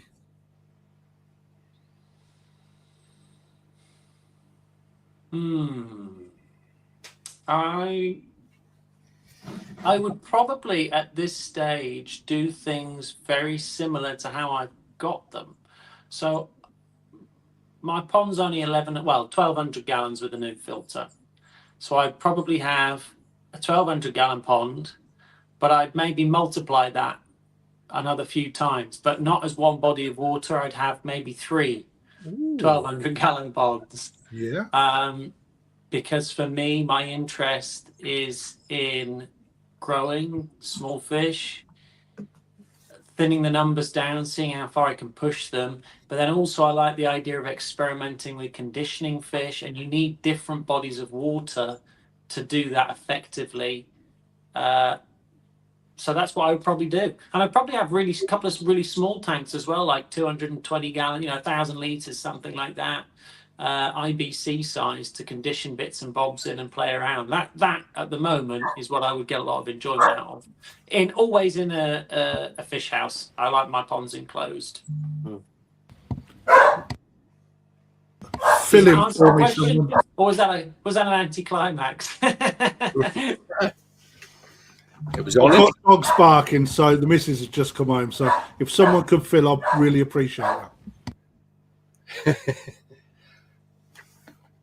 See, it's hard, isn't it? Anyway, they've shut up. So try and open the door, KD, please. Sorry about that, everyone. Don't worry. I am. I love a dog barking. It's live, Crafty. Yeah. Somebody just said 1,200 gallons. Did you say 1,200 gallons? I said 1,200 gallons, yeah. Not 1,200. Yeah, I just said 1,200. So 1,200, he said, yeah. Relatively small. Yeah. Well, I think it's because, again, it's affordable. Like, so I learned from when we lived at the old house, I had like 3 ponds. I had an 1,800 gallon, an 800 in a polytunnel, and then I had another 800 gallon, which was outside. And the best one that performed the best was the 800 gallon in the polytunnel, because I got free solar gain. I could heat it really affordably. I couldn't afford to heat my 1,800 gallon pond because I was only, a kid basically. So I just went, well, I want to copy that, make it slightly bigger. And that works for me. You can scale it with your budget, but I always believe you've got to build the pond to the pocket of what you can afford to run in line with what you want from the hobby. If you just want a nice big outdoor pond like that that's not heated and you want to hold some big fish, and you're not too bothered, you want it more as a feature with some stunning koi in, and you know you're going to let the pond do its thing, then build that. But for me, I mean, I'd love to have both, but 15 grand isn't going to cover that. And that's fair enough. Fair enough, Liam. I mean, I think you answered that in a way that no one can argue with that. I would like to really put a big. If I could shake your hand down the camera, I would. Liam would probably give you a kiss. I will be in the national. We have maintained a healthy number of viewers from start through to finish, Liam, and that credit's not to us, that's to you, mate. So I would like to say thank you very much for joining us. Please uphold your promise and come back on. And no, I will. I'll come back on. About the fish, because I think that you've been a real good guest, if not a host, because to be fair, you've been talking more than anyone. So you know, and I think that only really that really outlines how good the content of your magazine is, because you're doing that all unscripted off the top of your head. Those people that haven't already, the World of Nishikigoi website is .com, not .co.uk. Liam is on Facebook as well. Follow him on World of Nishikigoi on Facebook. If you haven't already, subscribe to this magazine. I promise you will not be disappointed. It is absolutely the best glossy magazine that I buy. I'm not saying it on the market. I think it is. Book. But it is a book. It's more of a coffee table book than a magazine. It's a book. It's super. And when you've got 8 and 9 of them, it's a chunk of information that you can go back to time and time and time again. Liam, thank you very much. Really Thank you for having me. Coming on. Thanks, Liam. I appreciate it. Thank you very much. You. Superb. Next week, guys, we have managed to persuade somebody that has been in the koi world for a numerous amount of years, from a boy actually. His name is Chris Giles. He is the managing director of a company called SKS, and let's just say he's got some fingers in some pies that, again, is creating a little bit of hype out there at the moment.